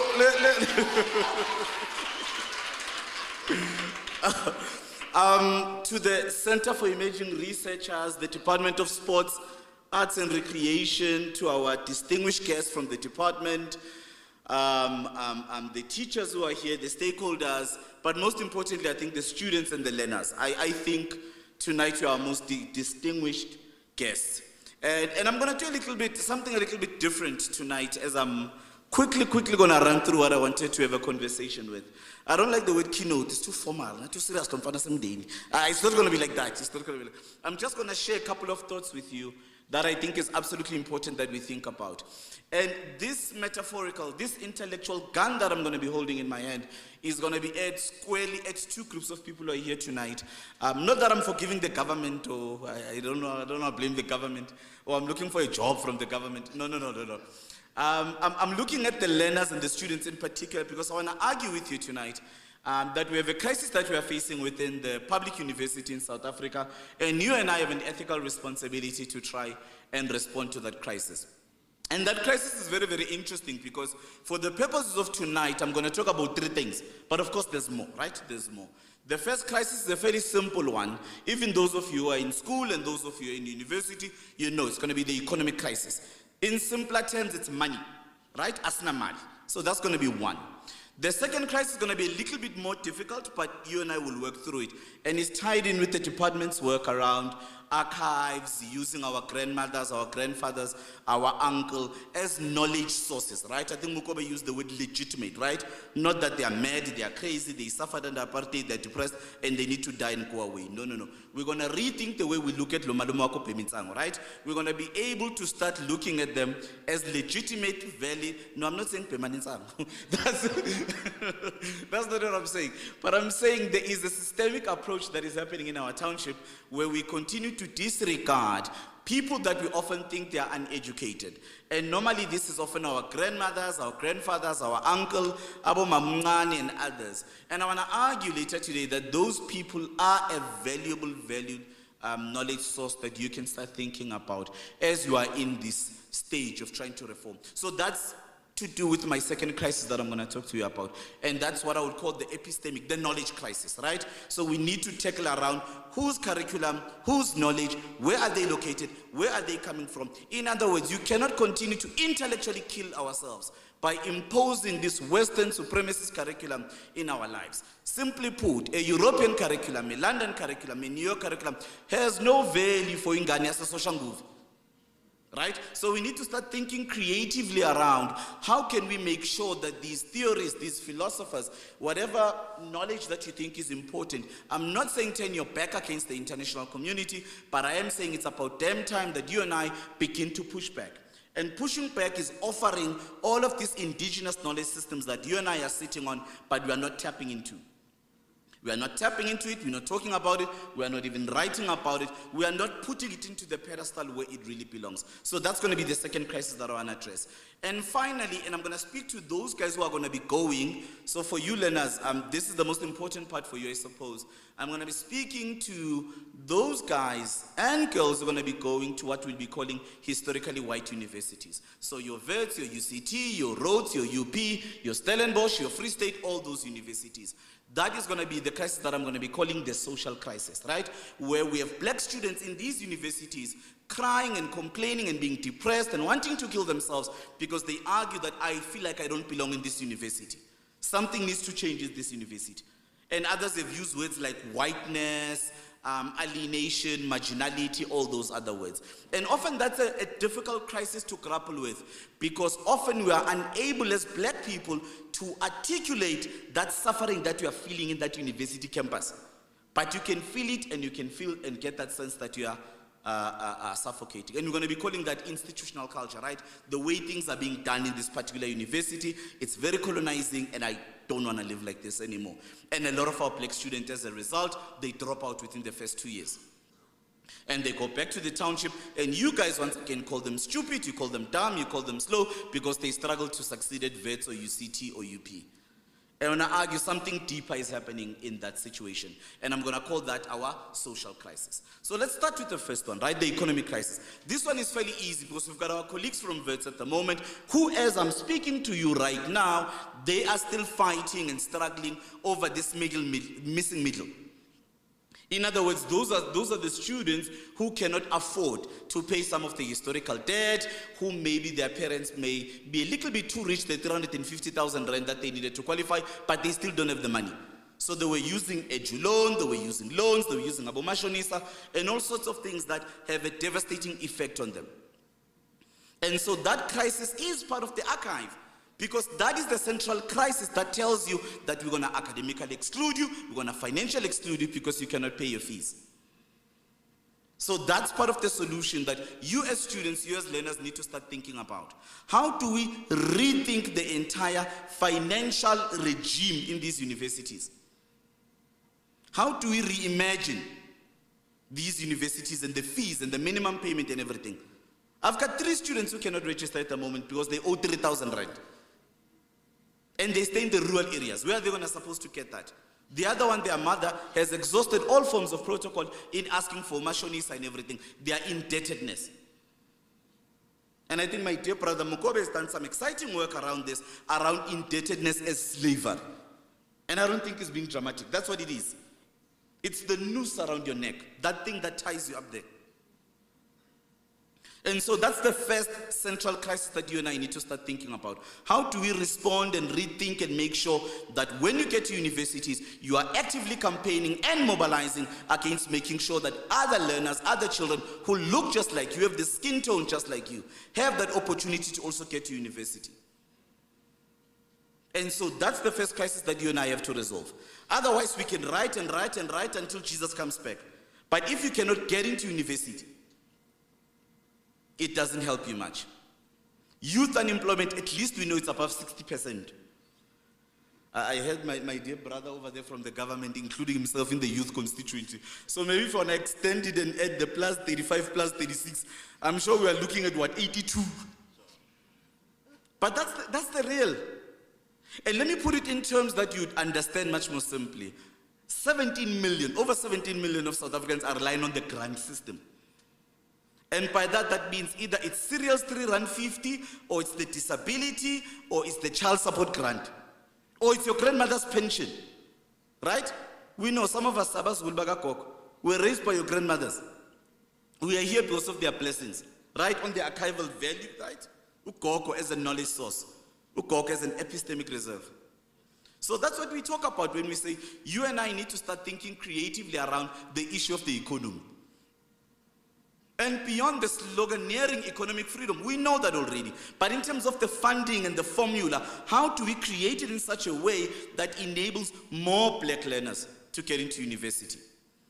And not for you to perform your poverty every year, looking for minimum, looking for this payment, looking for this. Yes, I'll pay for deposit, I don't have money, school fees. No, I'll use my money for allowance for food. I'm not going to be eating this month, so I can pay for textbook.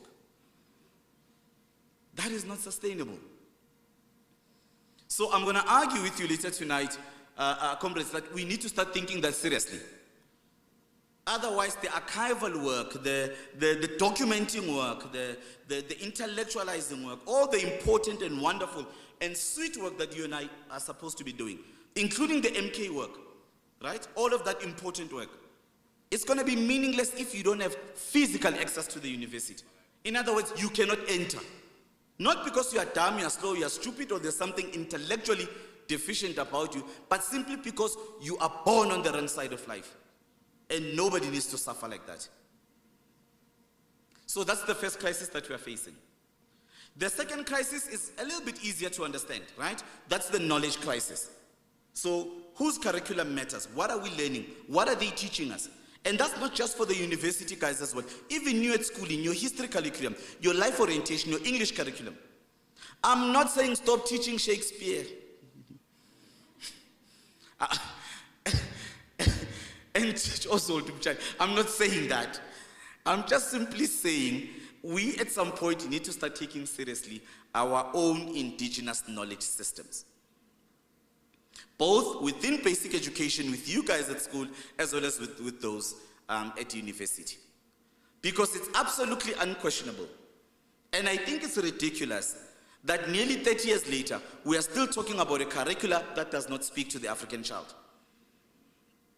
What value does that give you? To learn your theories, your concepts, your case studies, your examples, all of them being taken from Europe.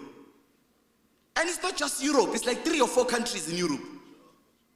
Because you know, when you've got Germany, you've got France, you've got England, that's almost 60 to 65% of our entire knowledges. But what about our own indigenous knowledge systems? What are we doing to make sure that we recenter them? Whether you are learning about Usobuk, whether you are learning about Umashinin, whether you are learning about Umkuputsetiro, what were some of their influences? And this actually pisses me off because even with the fallism and the rose must fall and the fees must fall, students were still not taken serious as knowledge producers. They were there to offer experience. Okay, we know you are suffering, we know you are but why don't you take seriously what the students are saying? Biko is still not being prescribed in some of these universities. Fanon is still not being taught in some of these universities. Instead, people know all of these white thinkers and white scholars. And part of us taking seriously the archival work, the knowledge work, demands that we tackle that knowledge, that intellectual crisis that we are facing. And you learners need to come to the party as well to help us think seriously. And I'm getting excited by the Center for Emerging Researchers beginning to document. And I think you are joining the importance of work of people such as Pogas Magadla over the roads in the Eastern Cape who are focusing on these female combatants and the road they used to do in the struggle. We need those narratives, we need those stories. And I'm not going to labor this point too much because that's the entire purpose of us being here this evening. It's the intellectual exercise that you and I need to be committed to and making sure that we document them. Especially because V.Y. Mudimbe, the Congolese philosopher, calls that the colonial library. That's what we are facing at university. We are teaching you what the colonizer wants you to know. And when you cannot understand what the colonizer wants you to know, we call you slow and we academically exclude you and we tell you to go back to the township. And now we reproduce the same cycle by depriving you of these opportunities. So the knowledge challenge is absolutely important. We need to start going through. Whether if you are in university, whether you are in law, you are in pharmacy, you are in sociology, you are in political studies, you are in the health sciences. Those of you in schooling, there's many subjects where we could be arguing and thinking about making sure that we recenter these black scholars and these black voices inside our curriculum. And that cannot be the responsibility that we outsource. You and I have to take that absolutely serious. And the final crisis that I want to talk to you about is this one of institutional culture. And what I mean by that is this feeling, this longing, this anxiety, this growing depression, where a lot of our black students are experiencing in these white universities. From the building, to the portrait, to the flag, to the classroom, to the tutorial, everything is colonizing. Right? And it becomes a much bigger problem now because these black students and black academics, we know from the work of Grace Kanu and others that even as professors, we can't compete there. As soon as you get there, the whiteness, everything is colonizing you. despite you outranking them in everything. So that's the institutional culture. And our colleagues at VETS, Rhodes, UP, Stellies, UCT and others, they've got an ethical responsibility to dismantle that whiteness over there. And part of challenging that, part of taking that seriously, is to rethink what would an African university look like. Not a European university in Africa. Right? Not a European university, which is what we have. And here, a lot of these universities are implicated in that. And I'm arguing with you later tonight that if we don't take seriously that challenge, a lot of these black students will continue to drop out, to struggle to acclimatize to these universities, and they will never amount to much because the institutional culture will kick them out. It will serve as a perpetual reminder that you do not belong here because the university was not made for you. So when my dear brother cites that professor from Stellenbosch, who shall remain nameless, telling us that please speak the truth, were you better under apartheid or were you better today? Understanding that apartheid was a war crime, crime against humanity. Where for me to leave now and go to APK, I needed to find a white person in this room to write a receipt. That's my permit to get to the town. How can a black person be better than that? So those are the three crises that we are facing, comrades, that we have to resolve. There is no other way. And I'm arguing that if you do not respond to them, the knowledge crisis, the institutional culture crisis, and the economic crisis, Imali, if you do not deal with them, then all of the important work of documenting, analyzing, classifying, using all of that, we are simply wasting our time. Because what would happen to you, we will treat you like a strefe. You will write and write and write and nobody will read your books. Why? Because Mukobe did not go to university. What is he going to tell me? Lizongela anipara. Angayanga university. Because that's the attitude, right? That's how they delegitimize you. Because they use all of these markers and hierarchies that they know that it's difficult for you as a black person to get to. And so, colleagues, those are the three crises that we are really facing. And the work of archival, documenting and everything is inherently decolonial. It's transformative.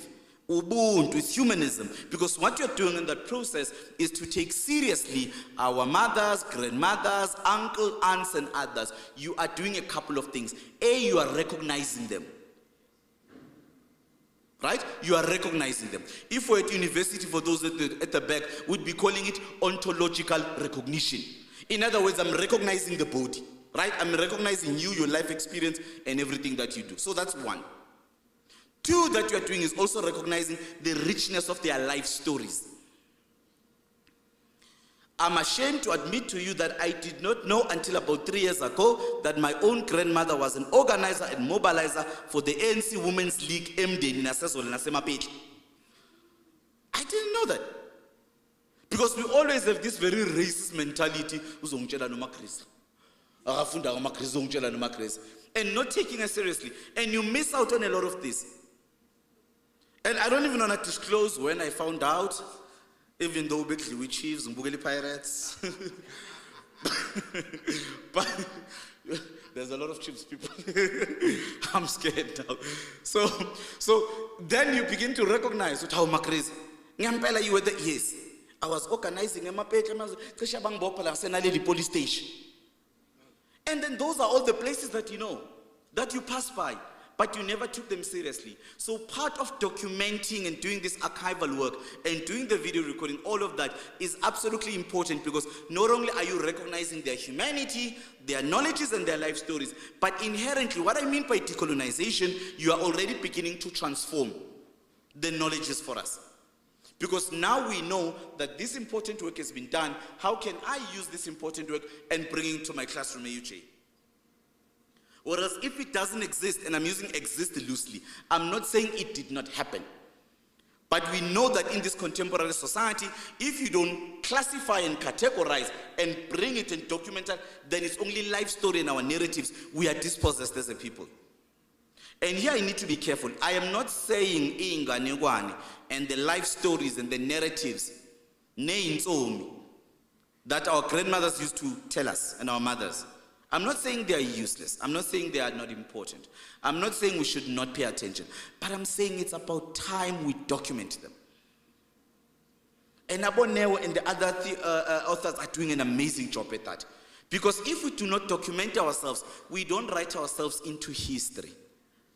In other words, you were not there, even though you were there.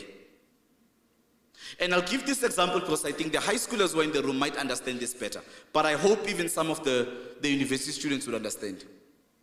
And I promise I'm not going to ask this question because asking questions in class, you'll be traumatized.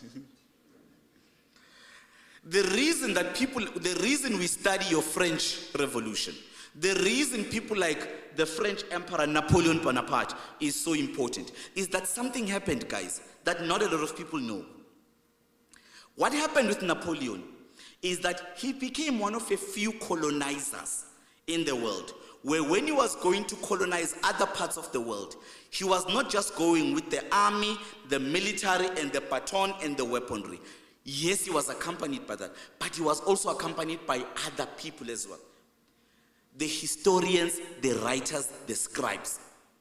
So in other words, when he occupied you and colonized you militarily, financially, and economically, he also wanted to colonize you culturally and mentally. So then when you are occupied and you are truly down, he would write about you, your history, their culture, and how they live.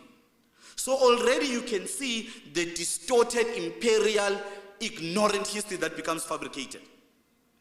And that's why we always go back to him, because that acts as the first clear-cut case of our intellectual colonization. And the need for us to push back, to speak against this rubbish that is publicly out there. And it is. It is. It's not knowledge. I refuse to see it as knowledge.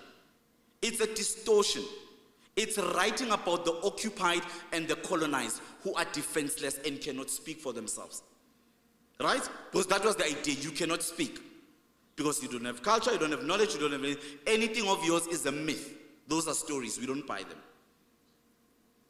And so that's why I'm saying it's absolutely important to take on this knowledge project. Because we need to resist. We need to think counter-hegemonically. We need to think alternatively to what is publicly out there. And with the Centers for Emerging Research, together with the Department for Sports, Recreation, Arts and Culture, I'm glad that they are coming into this party, because for a very long time the government has been critiqued for not paying attention to some of these things.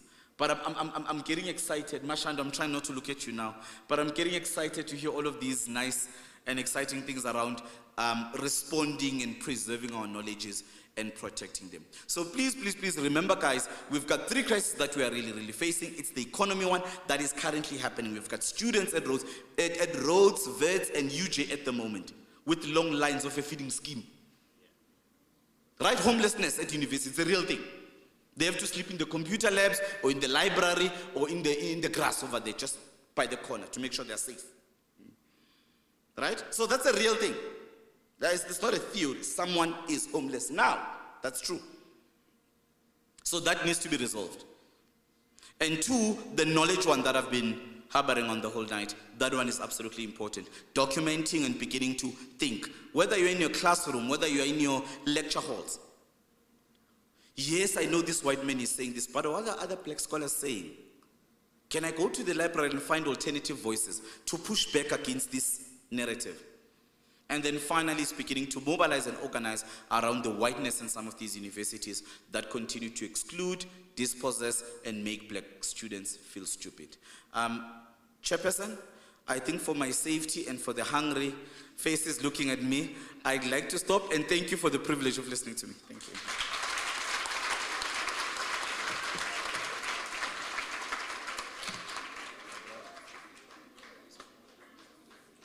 Mandla, away too.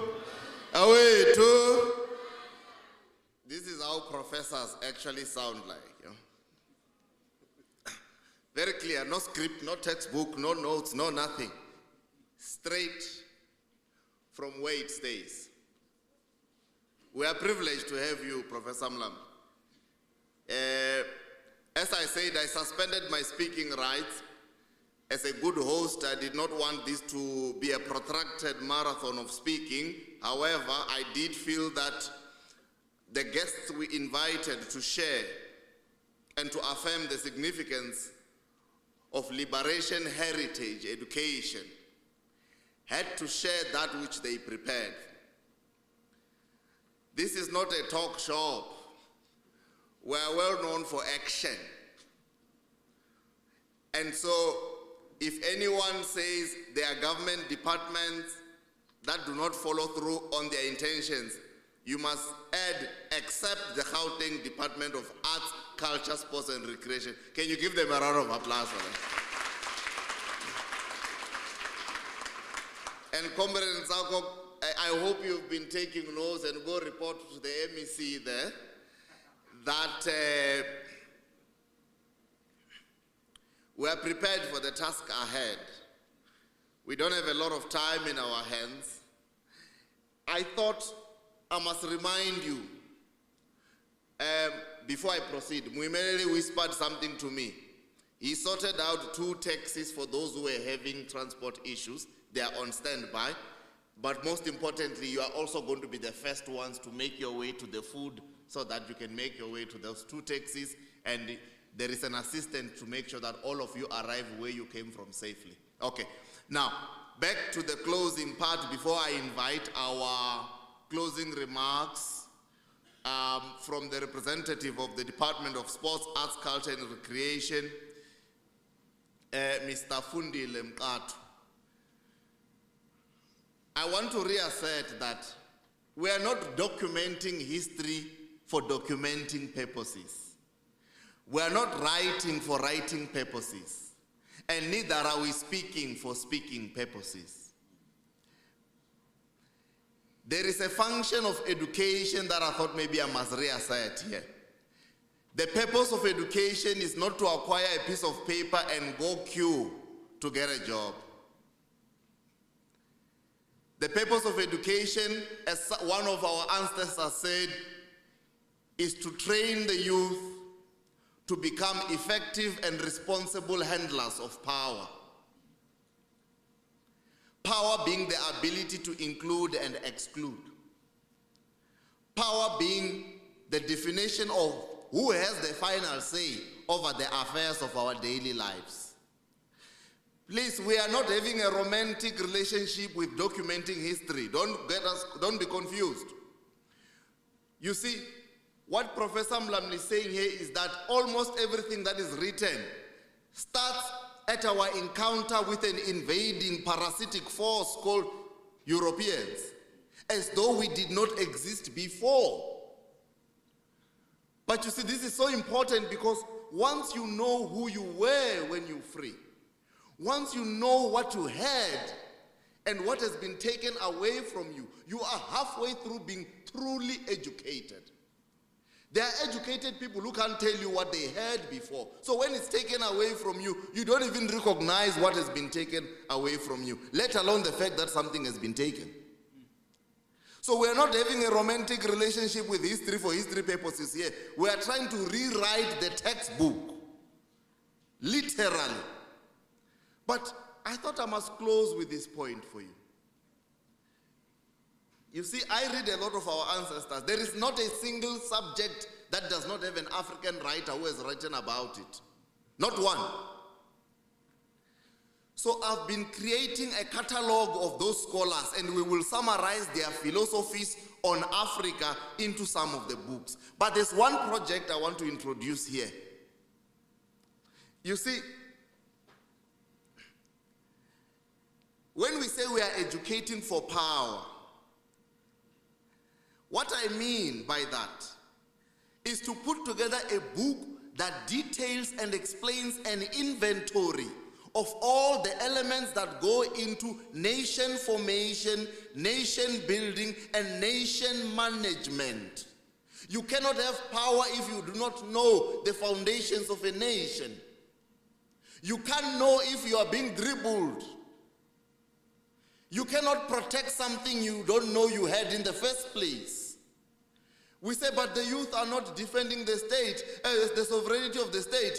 You go from grade 1 to PhD without knowing what constitutes a state, let alone its sovereignty. Now, the European has always been a hungry, insecure, parasitic force. If you understand it, each time the European approaches, you treat him or her with caution. We built universities before Europeans could read or write. Okay?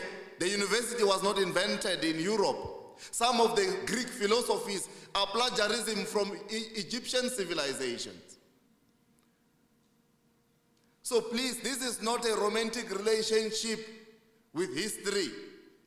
It's a program of action that is to be actioned. So whether you are in public management and governance, I met a few colleagues from humanities and education. Whether you are in the dramatic arts, everything that touches our lives, every idea must be converted into an instrument of liberation or be chucked into the ash can of history. We have no time to waste. And the oppressor is meticulous. We, as ununified Africans,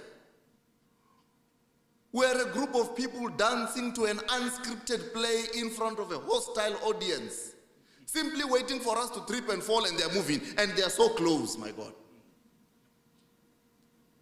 We've been playing with power. It's about time that we restore the meaning of power as a guide to our daily actions. Very few people look down on arts and culture as a ministry or a department. They think, oh, economic development, education, finance, particularly finance, and they look down on arts, culture, sport. These are the conduits of the message you need in the economic table. You walk into economics today, people still think there's such a thing as a free market. Free market economies, free trade areas. Have you looked at the free trade agreement? The documents will go from the floor up to here. If it was just an agreement on trade, why does it have 1 billion pages? Those are investor protection rights agreement. So you can go to whichever faculty you are in. You must have Africa at the center, in front, and at the back. The European must be treated with the contempt and be suspected, because the European has always seen us as the following. Africa has been under siege for more than 3,000 years. Why? Because we have always had and still have that which they need and can't do without and are not prepared to pay for. So if you don't know what you have, you won't. That's why I was making the example of how many minerals are beneath this soil. We only know about mine dams that are causing pollution near us. This is not a romantic or rhetorical relationship to liberation heritage. This is a game changer we're trying to do here.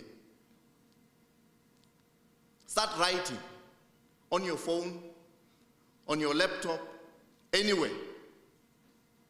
There are many individuals here responsible for publishing houses. Mom Elizabeth has already told you 285 or so copies of whatever you produce, she will entertain.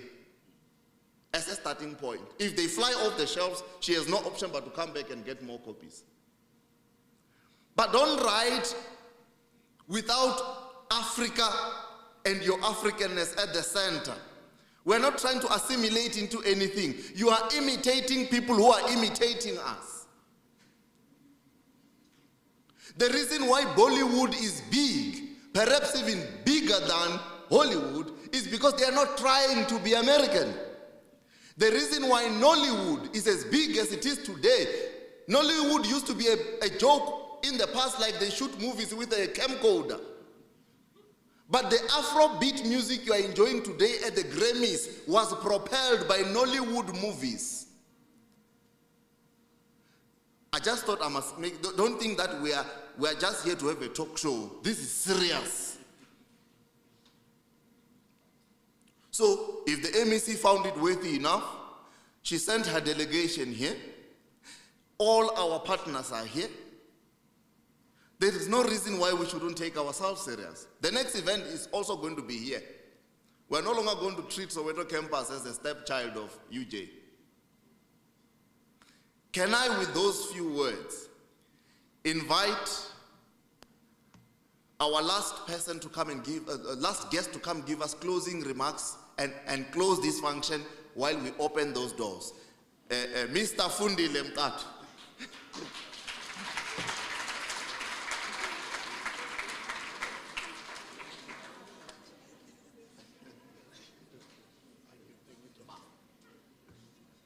Ufike ekhaya ubathili la ngishiye khona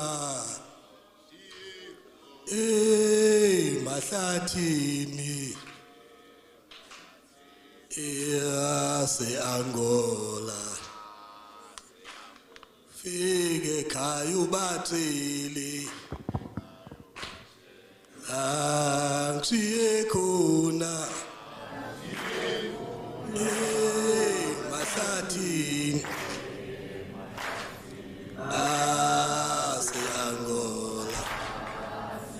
Thank you very much, Program Director. Program Director, I'm reminded as speakers speak one after the other of a young son of the soil of Sabalele, who in his early days he was attending a mission school. He used to walk kilometers and kilometers to this school. He sings his song, Liza Lisithi Ngalakho, Tikongozi Enyanis. This is the young child as he grows in Sabalele who has a burning desire to become a priest. Little did he know that one day he will be boarding a train, wearing a brown jacket and going to the University of Fort Hare. It is a very same young man whose mindset was changed when he went to study Latin literature. It is in this literature that he came upon a book, Lenin Marxism Theory. The book spoke about class society.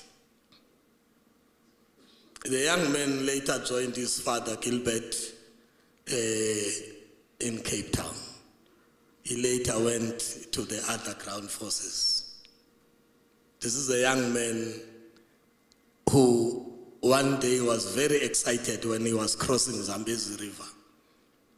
He jumps Zambezi River carrying his weapon. And he says, today I'm very excited because for the first time I'm going to engage with the real enemies, the real life targets. He says in his autobiography, there's been 3 abortive assassinations against me personally. This is the young man who was the architect of the Morogoro Conference, in which the great Oliver Tambo presided over.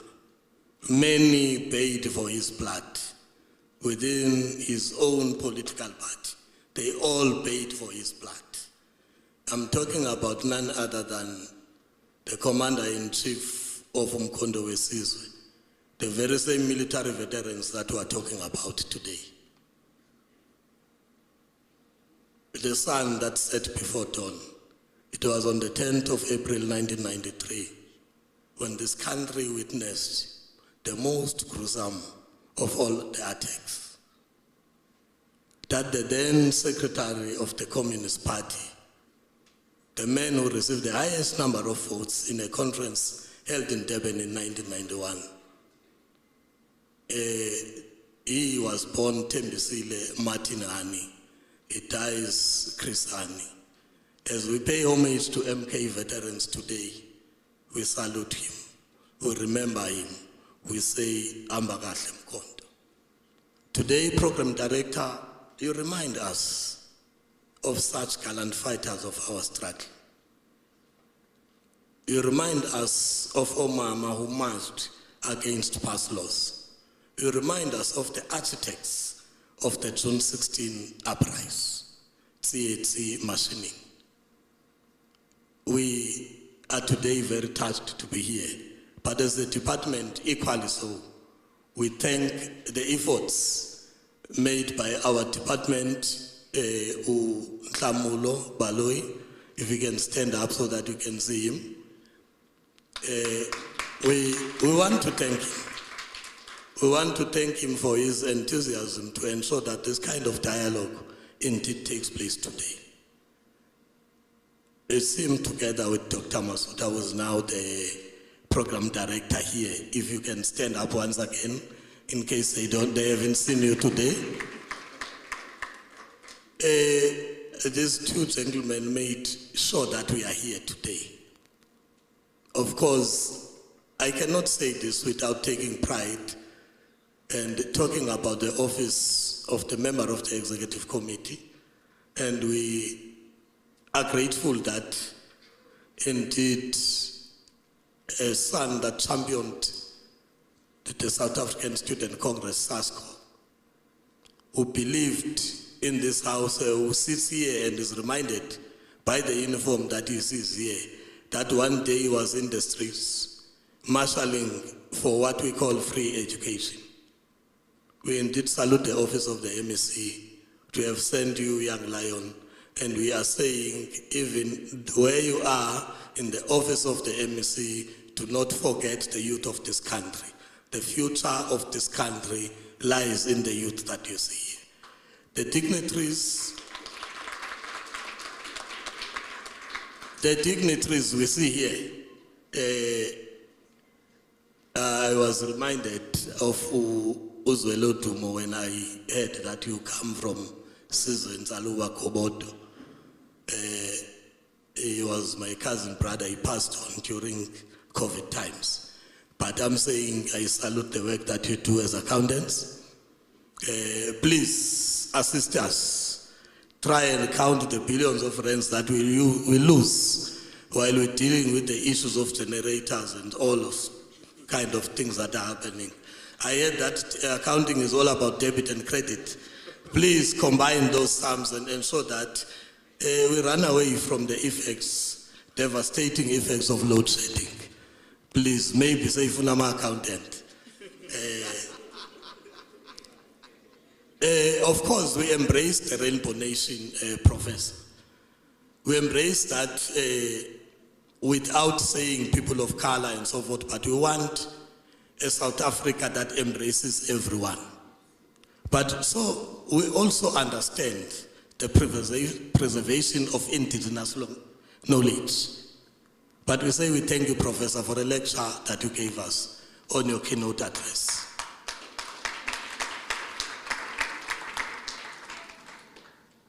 The future of this country lies on each and everyone who is gathered here today. It is upon us to ensure that what has been started by the department and you, Dr. Masuta, continues. And then it is implemented. And then out of here, those scripts that you sing about when you are batting and you think you are singing, write them down. We want to hear what you are talking about. We want to understand what the youth is thinking about. We want to work with you. We are sitting in the world of fourth industrial revolution. They call it artificial intelligence. But we want to understand what is it that we can do for you in our libraries. What is it that the department can do for you? Talk to us, write to us, produce books, they will be published. You are going to be supported by the department. As the Director Library Services, Umami Elizabeth Mbata said. I was warned when I stood up that there's an item of stomach politics that becomes integral to each and every one of us. Program Director, with those few words I'd like to say as a department, thank you very much. Yeah, no, Sebo. We will start there with you. We know you are relentless. It's break time now. Please feel free. We're going to open the doors. Who's opening the doors? Okay, yeah, they'll open the doors for you. You get your meals, and then pass by here, Muimeleli will be distributing the copies of the books, and then you will be accompanied to those 2 taxis that are waiting for you. In the meantime, I want to say specifically, faculty, you can do so quietly, ne? Do make your way there quietly. I want to say to the Faculty of Best Advisory, a non-profit organization that started at Wits University, I want to say to you, Chair, the Youth Managers Foundation, you did not ask questions. You asked for the date and the time. In fact, when I postponed the date, you were irritated. Yeah, you were irritated because you were eager to go. I am saying you don't have to go one by one. You can go 5, 10 or so. There's quite a big 2 tables there so that you move with speed. So I want to express my appreciation for all of you being here. I think we need another caucus post this to now put together an implementation plan. The MEC is serious about youth. There are very few practical politicians I've encountered. She's one of them. And so we have quite a lot of work ahead of ourselves. Professor Mlamli, I've been dragging him kicking and screaming. And as I said, he has the misfortune or fortune of being my neighbor in the office. As you were speaking, I was seeing my whole speech flying out of the laptop. So there was no need to repeat after you. Thank you so much. And everyone else who took your time to be part of this. These organizations, alongside with the department, if you go to Youth Managers Foundation, they have their own site there. You can join and be part of their various activities. If you want to be part of the Faculty of Best Advisory, it's not just at Wits, it's at UJ and other universities. If you want to join the Center for Emerging Researchers, it's just emergingresearchers.org. We have no less than 300 masters and doctoral fellows who have already joined, who are working on various projects. And you will be supported one way or the other. But maybe you just want help with writing a research proposal. Maybe you just need help with supervision. Maybe you just need help with data collection protocols. Maybe you just need help with finding a supervisor. Mlamli and I at the center, we just recruited no less than 20 PhDs in less than 2 weeks, using our own social networks. So the idea, the deficit idea that Africans do not want to do their masters and PhDs is a fallacy at best. If you want to proceed with your studies and become researchers, because remember, I used to tell my comrades at Wits that we need to teach first year and final year. At first year is where our students are made to drop out in large numbers, so we need to be teaching. Ma'am Elizabeth, not a single student has failed my class. I've been lecturing for 6 years. I've never had a single student fail at university. Not one. So the suggestion then was that we must teach first year and we must teach final year. Why? At first year we prevent the dropping out. Mafule will take that seat. At final year, unless if it's an emergency, my brother. All right.